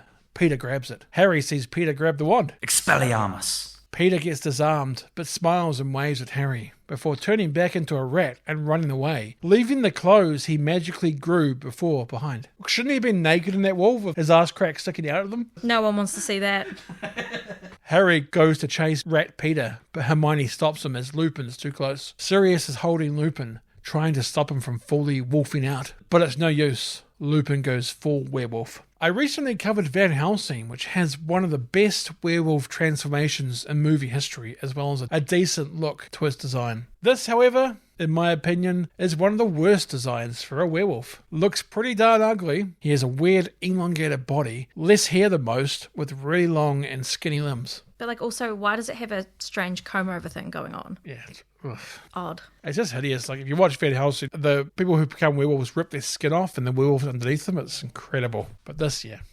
Sirius is thrown away. Hermione approaches the wimpy, naked, mole rat-looking Lupin werewolf. Lupin werewolf looks sadly at Hermione. Professor Lupin. Lupin werewolf howls, "Hoo!" startling Hermione, Harry, and Ron. Nice doggy. Nice doggy. Snape comes out of the undertrunk passage and grabs Harry, not realizing Lupin werewolf is behind him. There you are, Potter. Snape turns when he hears a roar. You notice Snape's first instinct when he sees Lupin werewolf is to protect the kids. He puts his arms out to try and shield them. It's very interesting. You see that, you go back and see what Snape was, and you see that, obviously, if you haven't seen the last ones, spoilers, but obviously now you can go back and see these moments that Snape really cared. Lupin werewolf swipes at Snape and knocks the whole group to the ground. As Lupin goes to attack the group on the ground, Sirius Dog attacks Lupin werewolf, knocking him to the ground. Sirius Dog and Lupin werewolf get back up. Sirius Dog gets in front to Harry, Snape, and Ron and Hermione to protect them. Lupin werewolf and Sirius Dog charge at one another, having a vicious dog fight. Sirius Dog gets knocked down but keeps coming back at Lupin werewolf, stopping Lupin werewolf from attacking the group. Sirius Dog gets Lupin werewolf to chase after him, leading Lupin werewolf away. Sirius. Harry runs after Sirius and Lupin. Come back here, Potter. Harry runs a bit and sees Lupin werewolf getting the better of Sirius Dog. Harry runs closer to try and help Sirius Dog. Harry throws a rock at Lupin werewolf. Lupin werewolf growls at Harry. Harry then realizes what he's fully done and has a "oh crap" moment. As Lupin werewolf heads towards Harry, he is stopped by a howl in the distance. A female werewolf. Lupin Werewolf runs away after the howls in the distance. Harry then sees Sirius Dog collapse nearby, Dog whimpering in pain. Sirius then gets up, back in human form, and he staggers down a hill. Harry then sees Sirius Dog collapse nearby, Dog whimpering in pain. Harry chases after Sirius. Harry runs through some trees and spots Sirius down by the shoreline at the lake. Sirius is unconscious, or maybe dead. Sirius! Sirius! No! Sirius! The water in the lake in the front of Harry and Sirius starts to freeze. The entire lake area is frozen over within seconds. Sirius wakes for a moment, freaking out about something. Harry looks above. The Dementors have found him and are circling above like vultures. There are dozens of them. One of the Dementors comes gliding down and starts sucking on Sirius, then takes off again. Harry takes out his wand and points it at the Dementors in the air. Expecto Patronum! Harry's wand glows as the Patronum charms shields come to his defense, but the Dementors start charging the Patronum barrier one by one. But there are too many of them. Harry gets sucked off by a Dementor. More and more Dementors come flying down, sucking Harry and Sirius off as they pass by. Sirius stops moving. A bluish white light emanates from Sirius's mouth. Did the Dementors just take Sirius's soul? They're about to. Harry is too weak to fight and can only watch. Harry then looks across the lake as the Dementors float above him. There is a white lighted figure on the other side of the lake. A light in the shape of a stag. A ghost deer, if you will. The glowing stag is pulsating energy but seems to be staring at Harry. There is then a brilliant flash of blinding white light that comes across the lake. The white light shields Harry and Sirius from Dementors who get knocked around by the light's energy pulses. That bluish white light that left Sirius before floats back into his mouth, giving him life once more. Harry starts to pass out. He sees a figure when the light diminishes away, but can't make out who it is. Harry then completely passes out. A voice calls out to Harry in the darkness. Harry! Harry starts to wake. He's in Hogwarts Hospital. I saw my dad. What? He sent the Dementors away. I saw him across the lake. Listen, Harry, they've captured Sirius. Any minute the Dementors are going to perform the kiss. You mean they're gonna kill him? No, it's much worse. Must be morbing time.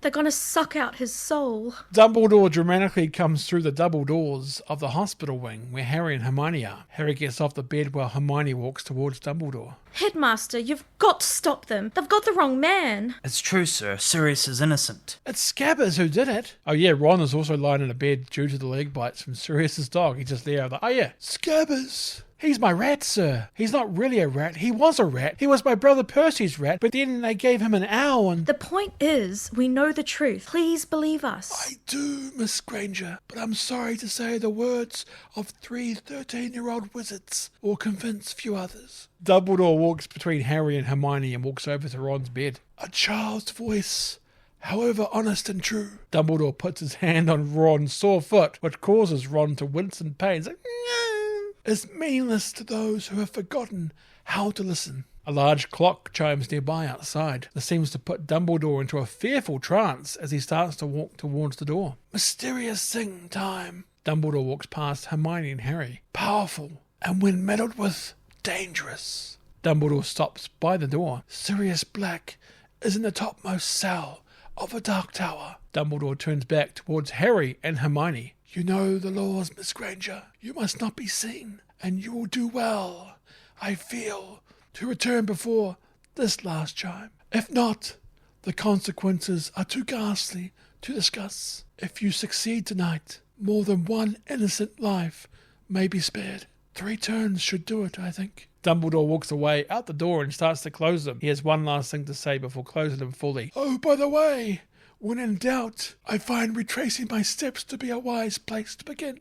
Good luck. What the bloody hell was that all about? Sorry, Ron, but seeing as you can't walk... Hermione pulls out a necklace from under the hoodie. It's really long, so Hermione puts it around both herself and Harry's neck. There is a small golden pendant attached to it with an hourglass in the middle. Harry goes to touch the pendant. Hermione slaps Harry's hand away like a parent to a child. Hermione starts twisting the pendant's device side dial, which flips the hourglass part around. As Hermione lets go, the device starts flipping on its own, as well as making a time-ticking noise. Back in my day, you needed plutonium in a car that could go up to 88 miles per hour to do this. Harry looks around the room as Hermione fully concentrates on the turning pendant. There is a blur of commotion around them, like a 90s music video. People seem to be running and fast forward. The pendant stops turning. It's now daylight. Hermione takes the necklace off Harry. What just happened? Where's Ron? 7:30. Where were we at 7:30? I don't know. Going to Hagrid's? Hermione grabs Harry by the hand and leads him out the door. Come on, we can't be seen. Hermione and Harry start running. The shot going through the gears of the clock is awesome. The shot then looks down on the courtyard outside where you see Harry and Hermione still running. Beautiful, the shot that continues. Again later on it does the same thing with the clock. Some gorgeous shots in this. Harry and Hermione start running across the wooden walkway bridge. Hermione, wait. Hermione, will you please tell me what it is we're doing? Hermione stops at the end of the bridge walkway and spies on the events outside. Harry sees what Hermione is looking at. It's Harry, Hermione and Ron with Malfoy and his goons from before. How is this possible? That's us. Hermione has her wand trained on Malfoy. It's just before she punches him in the face. This is not normal. Hermione pulls Harry back inside the bridge entranceway. Hermione pulls out the necklace. This is a time turner, Harry. McGonagall gave it to me first term. This is how I've been getting to all my lessons all year. And explains all the random pop-up appearances. You mean we've gone back in time? Yes. Harry is astonished. Dumbledore obviously wanted us to return to this moment. Hermione looks back out at their past selves. Clearly, something happened that he wants us to change. Well, first off, not cancelling Briscoe County Jr. and Firefly should be first priority. They watch past Hermione punch Malfoy. Good punch. Thanks. Hermione smiles. Malfoy's coming. Hermione and Harry hide away through a nearby windowway. They hear Malfoy and his boys running away, saying tough guy things while running cowardly away. Hermione and Harry watch as their past selves and Ron go off to Hagrid's hut. Hermione and Harry watch for the big rock on the hill. Look, Buckbeak's still alive. Hermione has a realization. Of course. Remember what Dumbledore said? If we succeed, more than one innocent life could be spared. Let's go. Hermione and Harry hide behind the pumpkin patch near Hagrid's hut. They see their past selves inside with Hagrid. They see Dumbledore, Minister Fudge and the Executioner heading towards the hut. Here they come. I better hurry. Hermione stops Harry. Fudge needs to see Buckbeak before we steal him. Otherwise, he'll think Hagrid set him free. They watch past Ron get given scabbards back by Hagrid. That's Pettigrew. Harry prepares to go charging in after Peter Pettigrew. Hermione stops him. Harry, you can't. Hermione, that's the man who betrayed my parents. You don't expect me to just sit there. Hermione holds Harry back once more. Yes, and you must. Hermione leads Harry to another position around the side of the pumpkin patch. Harry, you're in Hagrid's hut now. If you just go bursting in, you'll think you've gone mad. Awful things happen to wizards who meddle with time, Harry. Luckily, Cher never found a way to turn back time. If she could find a way, she would take back those words that hurt you, and you would say, we can't be seen. Fudge is coming. Yum. I mean, Hermione looks back into Hagrid's hut. And we aren't leaving? Hermione looks at the giant pumpkin in front of her. One of those spiral stones that broke the pot earlier is on top of it. It's a pumpkin pipstone. Hermione throws the pipstone through the window and smashes the pot inside the hut. Are you mad? Hermione throws a second pipstone which hits past Harry in the back of the head. Present Harry seems to feel the pipstone pain too. Ow, that hurt. Sorry. So I think he feels it at the same time, doesn't he? Like, even that moment, he feels the pain again. Harry and Hermione watch as Dumbledore, Fudge, and the Executioner get to the door to Hagrid's hut. Past Harry, Ron, and Hermione exit out the back like before. Come on, we're going out the back door. Go. Hermione and Harry run to avoid their past selves running into them. Hermione and Harry go into the woods behind the pumpkin patch. They watch their past selves from behind a tree. Is that really what my hair looks like from the back? Hermione snaps a branch by mistake, so quickly hides behind the tree to avoid past Hermione seeing her. Seems past Hermione did see her though. Be a bit easier for her mind to comprehend since past Hermione knew about the time turner anyway. Harry and Hermione watch their past versions run off with Ron. They then go back to their position behind the pumpkin patch. Okay, go. Harry, go. Harry makes his way around the pumpkins, keeping low and undetected. The crows are all around the pumpkins and are annoying, as their noise can cause Harry to be seen. Some of the crows try and hump Harry's leg. Give it to me. Harry carefully makes his way back up to Buckbeak. Harry bows. Buckbeak bows back from his sitting position. Harry then walks up to Buckbeak's chain that is attached to a nearby post. Harry unchains Buckbeak, as well as my heart. Minister Fudge starts to open the front door, but Dumbledore starts talking him into staying inside. So Fudge closes the door and goes back in the hut. Okay, Buckbeak, come quickly. Come with us now, eh? Come on. Harry pulls on Buckbeak's chain, but can't even budge the big bird. Keep trying. Come on, quickly. Buckbeak refuses to move. Buckbeak, okay, quickly, hurry up. Hermione runs off from behind Harry. Hermione then reappears with some dead ferrets. Come on, Buckbeak. Come and get the nice dead ferret. Buckbeak gets up as he wants some ferret. Hermione throws him a ferret to eat. Hermione leads Buckbeak with the second dead ferret as Buckbeak gobbles on the first one. As Harry and Hermione are still leading Buckbeak away, Dumbledore, Minister Fudge, the Executioner, and Hagrid come out the door. Dumbledore distracts the group in the opposite direction to where Harry and Hermione are. Come on, Buckbeak. Come on. Harry and Hermione successfully get Buckbeak away into the nearby woods. Minister Fudge then turns to see that Buckbeak is gone. Where is it? I saw the beast just now, not a moment ago. The group look around but find no Buckbeak. Buckbeak? Hermione, Harry, and Buckbeak watch from behind the trees. Buckbeak keeps nudging Hermione to get the other dead ferret she has around her neck. Come now, Dumbledore. Someone's obviously released him. Hagrid? I don't think the minister suggests you had anything to do with this, Hagrid. After all, how could you? You've been with us the whole time. We could have asked someone else to release Buckbeak earlier. You were with us, so clearly no one you asked earlier could have done it for you.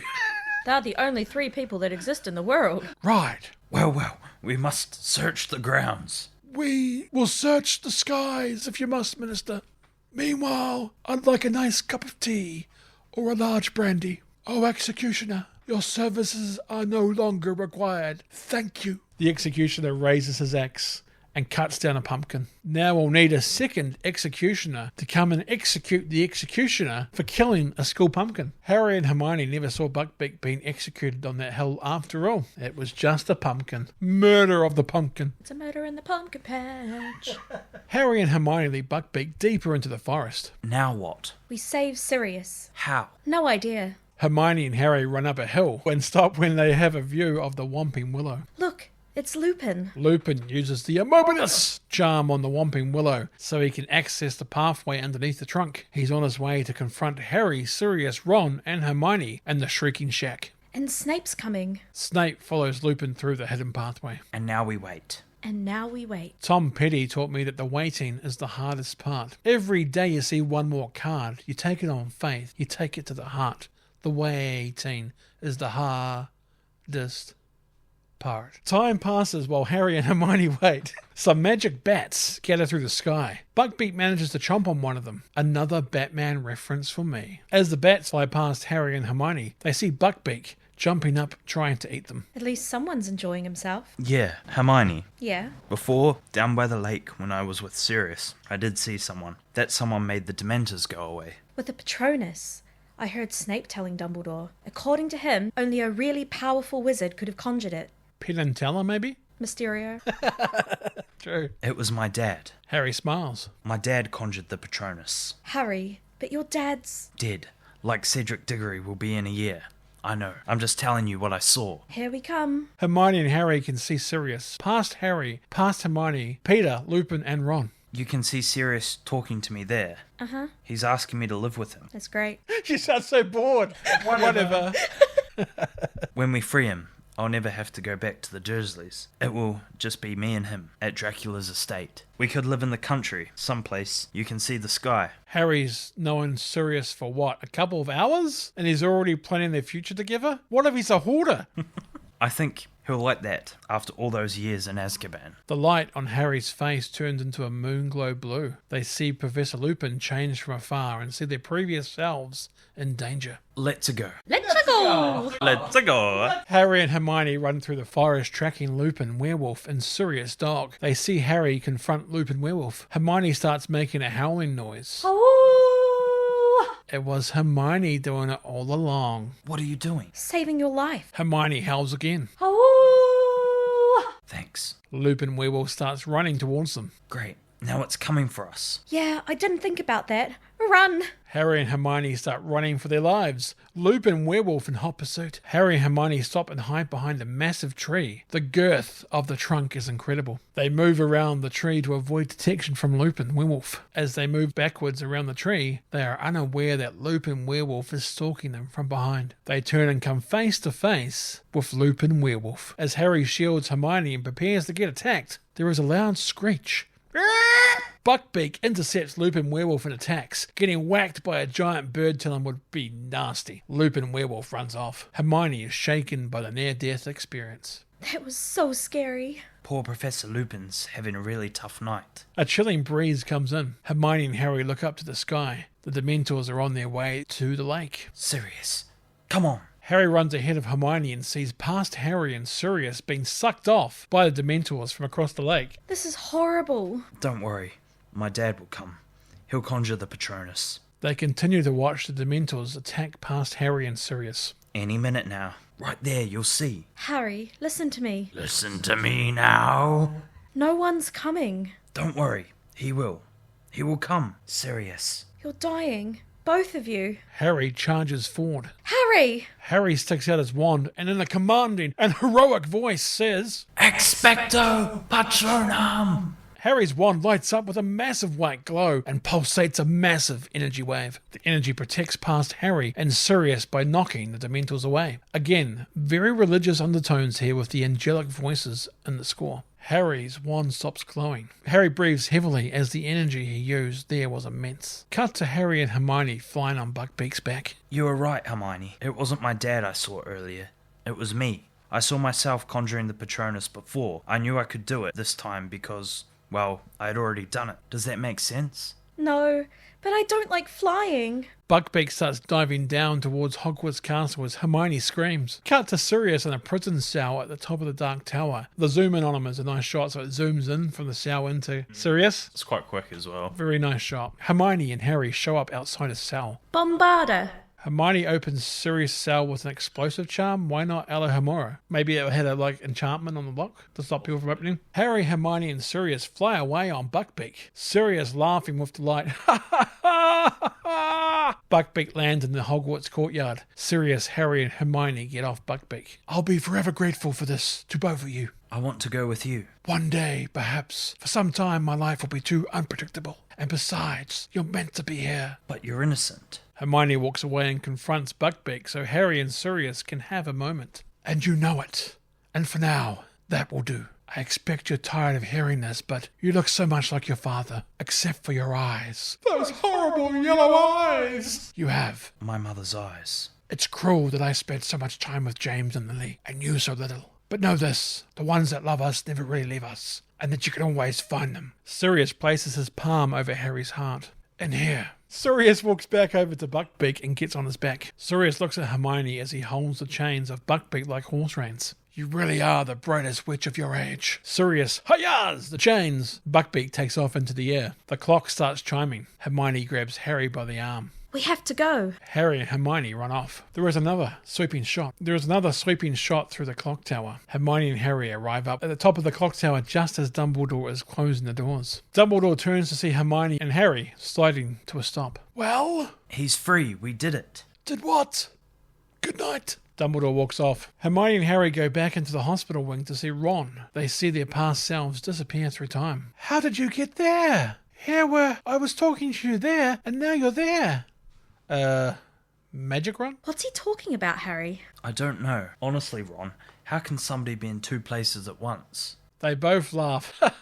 Messing with mates is the best. Cut to the Whomping Willow in the daytime. Another poor bird runs into it. Cut to Harry in the Defense Against the Dark Arts classroom. He walks towards Professor Lupin's office. Harry is about to knock on the open door as Professor Lupin is looking away towards a bookshelf. Hello, Harry. Harry is confused. I saw you coming. Lupin uses his wand to pack away a case. Harry notices marks on Professor Lupin's face. I've looked worse, believe me. You've been sacked? No, I resigned, actually. Resigned? Why? They changed from Coke to Pepsi. There are just some things I can't sacrifice. Also, it seems that somebody let slip about the nature of my condition. This time tomorrow, the owls will start arriving and parents will not want someone like me teaching their children. But Dumbledore? Dumbledore has already risked enough on my behalf. Besides, people like me are, let's just say I'm used to it by now. Lupin uses his wand to pack up another case. Why do you look so miserable, Harry? None of it made any difference. Pettigrew escaped. Didn't make any difference? Harry, it made all the difference in the world. You helped uncover the truth. You saved an innocent man from a terrible fate. It makes a great deal of difference. If I am proud of anything, It's of how much you've learnt this year. Now, since I'm no longer your teacher, I feel no guilt whatsoever about giving this back to you. Professor Lupin points Harry to the Marauders map on the table. So now I'll say goodbye, Harry. I feel sure we'll meet again sometime. Until then, mischief managed. The map folds and goes blank once more. Professor Lupin carries his things out the door. Harry watches Professor Lupin leave. Another Defense Against Dark Arts teacher is gone within a year. Cut to the Great Hall. The ghosts are still playing chase with the head on horseback. Ron is talking with some other Gryffindors around him when Harry walks in. Harry, wherever did you get it? Can I have a go, Harry? After you, of course. What are you talking about? Quiet. Let the man through. I didn't mean to open it, Harry. It was badly wrapped. Ron points at Fred and George. They made me do it.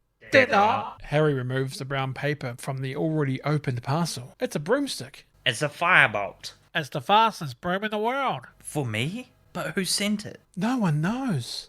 Hermione pulls out a large grey feather. This came with it. Whoa! Hippogriffs can buy things. I mean, he's a particularly awesome hippogriff. Yeah. Imagine him going into the shop, just randomly paying for the massive hippogriff.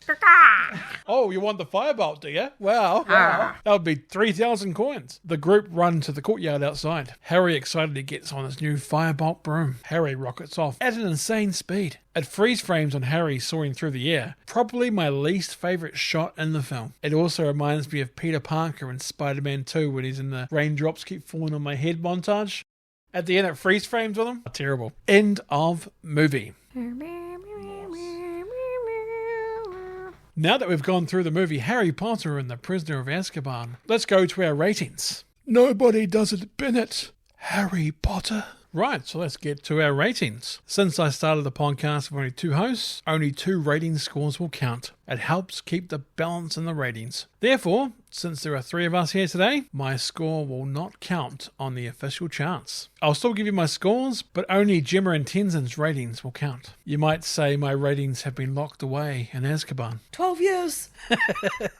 Right, so let's go through the ratings. So let's start off with story. Tenson, what have you given story? I've given story 4.5. I really liked the story of this movie, and like the pacing of it, atmosphere, and all of that was just perfectly told, in my opinion. So yeah, 4.5. And Jemma? I gave it a 3.5. I feel like there's a couple little plot holes, there's a couple bits that feel a bit rushed, and it's never going to measure up to the depth of story in the book. I have given it a 4 out of 5. I think the story really steps up the maturity. Like Chamber of Secrets we talked about got darker from Philosopher's Stone, but this one really brings up the horror and the kind of like, okay, Harry needs to grow up fast here because everything around him's changing. And this really starts to bring in the longer term storytelling. Like there was a little bit in that in Chamber of Secrets, obviously with Tom Riddle and whatnot, but with Sirius coming in and Lupin coming in, you're getting these characters that are going to keep popping back up in the next few movies. I've also with Peter Pettigrew, him bringing back Voldemort in the next movie. This really kicks off where all that kind of starts kicking in. I'm a sucker for time travel. I always like when they go back in time. So yeah, that was really well done. Awesome. And I wasn't expecting that when I first saw the movie because I hadn't read the book at the time. So when I saw that there's time travel, I was like,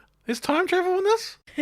Pop off. So yeah, 4 out of 5. Acting, Jemma, what have you given acting out of 5? I've given it a 4. I reckon it's pretty solid. You got some really good performances from Gary Oldman in particular. And then the kids are still kids, still figuring it out, but on the whole, I think it's actually pretty solid. And Tenson? I've given 3.5, basically for similar reasons to Jemma. I think a lot of like the old school actors really enhance their performances more than the kids do. As we mentioned, Daniel Radcliffe hasn't quite gotten his emotional sort of grasp of the character down yet. That's why it pulled my rating back a bit. But overall, you know, can't complain. The acting is relatively good. For me, I have given acting a 4 out of 5. I think everyone's gotten better. Like, I think it's less overdramatic and more like less wooden from the kids. Hermione was always a great actress anyway, but I think especially Harry, even though he's not there yet, he's a lot better than he was in the previous movies. And the extra inclusions of Professor Trelawney, Emma Thompson, you got Professor Lupin, you got Sirius Black, you got all these extra ones that add more layer to the whole thing. And there's so many characters in this. I'm not doing the character list for this whole review. There are so many people in this, and all of them are great actors. Wormtail, the guy who plays Wormtail, he's been in other things. He's an amazing actor. Yeah, great British actor. I'll give it a 4. I won't give it a 5 because it's not perfect and not there yet, but 4 out of 5 I think is a good way of doing it. For how well does it hold up, I have given it a 5 out of 5. When I first saw this, I liked this less. As I've watched this more and more over the years, I like this way more than I ever did. It took me a while to get used to the changes. I think the changes in the atmosphere have been a lot different and more mature. It threw me off because I was expecting more whimsical, more magical experience. You don't get that, but then you realize when you go back and watch other ones, how this progresses the story so well and how much better it is for it. So I give it a 5 out of 5 because I think it's actually holds up really well. The CGI for most part is pretty incredible still, like I said with Buckbeak. Still looks really good, and there's nothing I watch from this and go, oh, that's rather jarring when it comes to special effects. Even the clock tower looks amazing, and it's all CGI, of course. So yeah, I give it a 5 because I think it's really held up well. Tenson. I've given it a 4, basically for similar reasons to you. I think looking back at probably all of them, this is probably the one that's aged probably the best, to be honest. Even like some of the later ones, I feel, probably haven't aged as well as this one, but as you mentioned, Buckbeak and a lot of the CG still looks like really strong. So yeah, I've given a solid 4. And Jemma, how was the hold up for you? To mirror everything that's been said, I gave it a 4.5. Much the same things. I feel like it's let down by just a couple little bits that over time, like to me, the whole werewolf thing does let it down. I look at it now and like at the time it was cool, even if it was a weird depiction of a werewolf, and now I just go, ugh. Yeah, that's not great. Yeah. Right, so for music, Jemma, what have you given it? 5. 5? I love the Harry Potter soundtracks. Amazing, exceptional music. Yeah. For me, 4.5. I think John Williams uses some variations in the score. Like, I really remember and recognize the theme of like when Harry does the Patronus spell, and the choir, as you mentioned, is like really, really haunting and, like, as you said, a religious experience, which I definitely agree with. So it's nice that he kind of introduces some more themes and ideas to the score. So yeah, that's why I've given 4.5. I've given it a 4 out of 5. I think John Williams, it's his final time composing for Harry Potter. It shows you his genius. This is a completely different director, completely different tone, completely different atmosphere. Yet he caters his music for what the director needs, not for what he thinks should be the soundtrack. First two was very whimsical and magical, and this one he pulls it back to be more serious, more dark, more cold, more chilling. Like the scenes and stuff in the train. You hear the violins and stuff. It's very violent. It's very obtrusive. To your mind, it feels like something's coming that's unwelcome, and he's so good at that. And sometimes he just won't put music in places if it doesn't need it. One example was Jurassic Park. The whole T-Rex paddock scene, there's no music. It's just rain. All we hear is the rain coming down. John Williams is a genius. And this shows you again, he can adapt to be anything you need him to be. I think that's his greatest strength over like Danny Elfman and everything like that. Danny Elfman's a great composer, but I don't feel like he adapts like John Williams can adapt to anything he needs it to be. Yeah, I give it a 4. I didn't give it a 5 because obviously they're reusing a lot of the themes that they have in previous ones. So I don't feel like there's a lot new or like amazing, incredibly new, but just the way that he uses the music to tell the story and create the tone, I think still well enough to get a 4 out of 5. For visuals, iconic shots or moments, I have given it a 5 out of 5. This, in my opinion, now looking back at it, I never really looked at this until probably the last couple of times I've watched Prisoner of Azkaban. This is the best shot Harry Potter film out of all the Harry Potter films. The shots he gets through the clock tower, tracking shots of Harry going through Trelawney's room, just seeing all these different shots that you see brought into it, like the hippogriff going across the water for the first time and touching the water. It's really incredible shots. Columbus did a good job. There might be some iconic shots, but this one is more artistically showing you just some shots that you didn't know you needed until you watch this and go, holy crap. That's Alfonso Cuarón's like influence big time. And you can tell this is like no other Harry Potter. Next one after that, like Goblet of Fire and whatnot, don't have these kind of similar kind of artistic shots. They just kind of go back to what kind of works more, which is fine because it's a big, massive blockbuster. But the fact that he took such artistic choices in a franchise that's already been established and we're trying to create a new atmosphere, I think was well done. Bravo.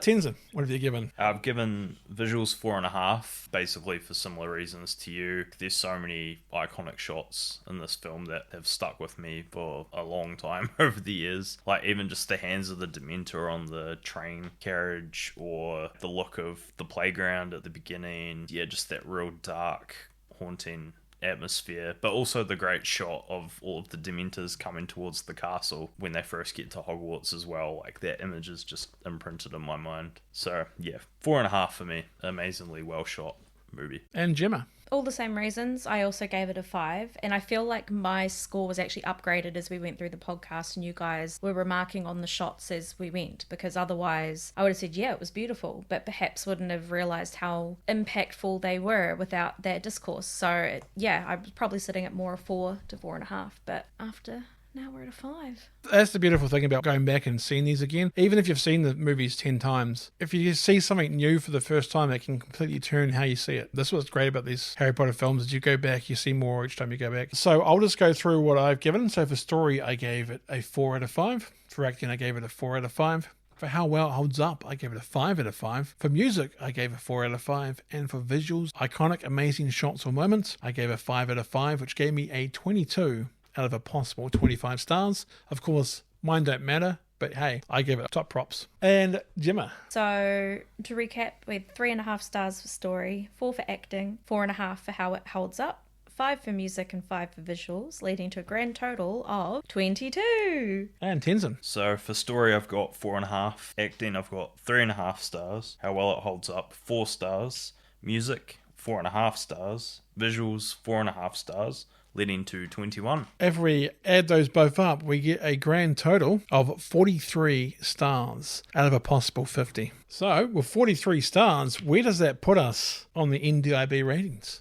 So, with 43 stars, Harry Potter and the Prisoner of Azkaban is in 10th place by itself. So we have a brand new top 10 with Harry Potter and the Prisoner of Azkaban getting 10th on its lonesome. It's just behind Spider-Man from 2002, but it's just ahead of Harry Potter and the Philosopher's Stone. So this is now the best reviewed Harry Potter we've done so far. The highest reviewed, as they say best, they're all fun. Top 10. I think that's a really good rating for Harry Potter and the Prisoner of Azkaban. I think it's hailed as one of the best ones. I never really saw it as that until more recently, but the more I watch it, the more I really enjoy. It definitely grows on you, eh? Absolutely. Right, so now that we've completed our ratings for Harry Potter and the Prisoner of Azkaban, Tenson, any final thoughts on Prisoner of Azkaban? Yeah, I mean, it's definitely a great movie. I've enjoyed going back to it a lot over the years. If I wasn't going to rewatch the entire series, it would be the one that I feel like watching a Harry Potter movie, I'll put it on. It's aged definitely the best of them all. It's probably my favourite of the Harry Potter movies. Now it's top the highest in the NDIB rating, so... I think it sits just right where it is, yeah. And Jemma, any final thoughts on Prisoner of Azkaban? Yeah, I mean, I still stand by the fact that while it is an objectively excellent film, it's beautiful, I enjoy it, it is still not my favourite Harry Potter film. It's probably not my least favourite, though. Maybe The Goblet of Fire is the least. I don't know. Maybe I should go back on my statements from the beginning. But for me, Harry Potter, each movie in and of itself, it doesn't stand alone. It's all one giant experience, and this is a great installment in that, but there are still other parts of the story that I think I enjoy more just from a storytelling perspective. But excellent movie. I think it's in a great place in the rankings here. I would agree with where it's at 100%. And now that I'm looking at it, I am sad that we didn't put Titanic a little bit higher, to be honest.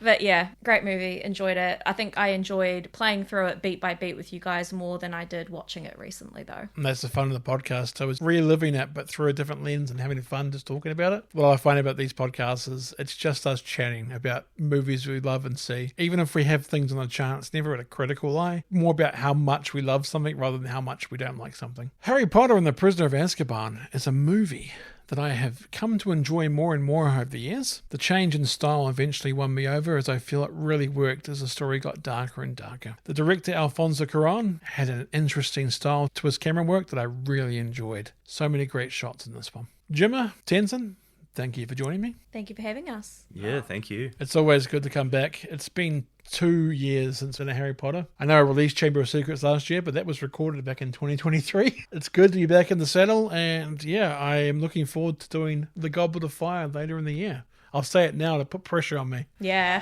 put it out in the universe. So thank you, both of you. Honestly, thank you so much for this. It's been so much fun. And thank you for listening. Remember, some others may do it better, but nobody does it Bennett. Take care. Kakite. It's the end of the show, and now it's time to go. Don't be sad, just be glad that nobody Nobody does it Bennett.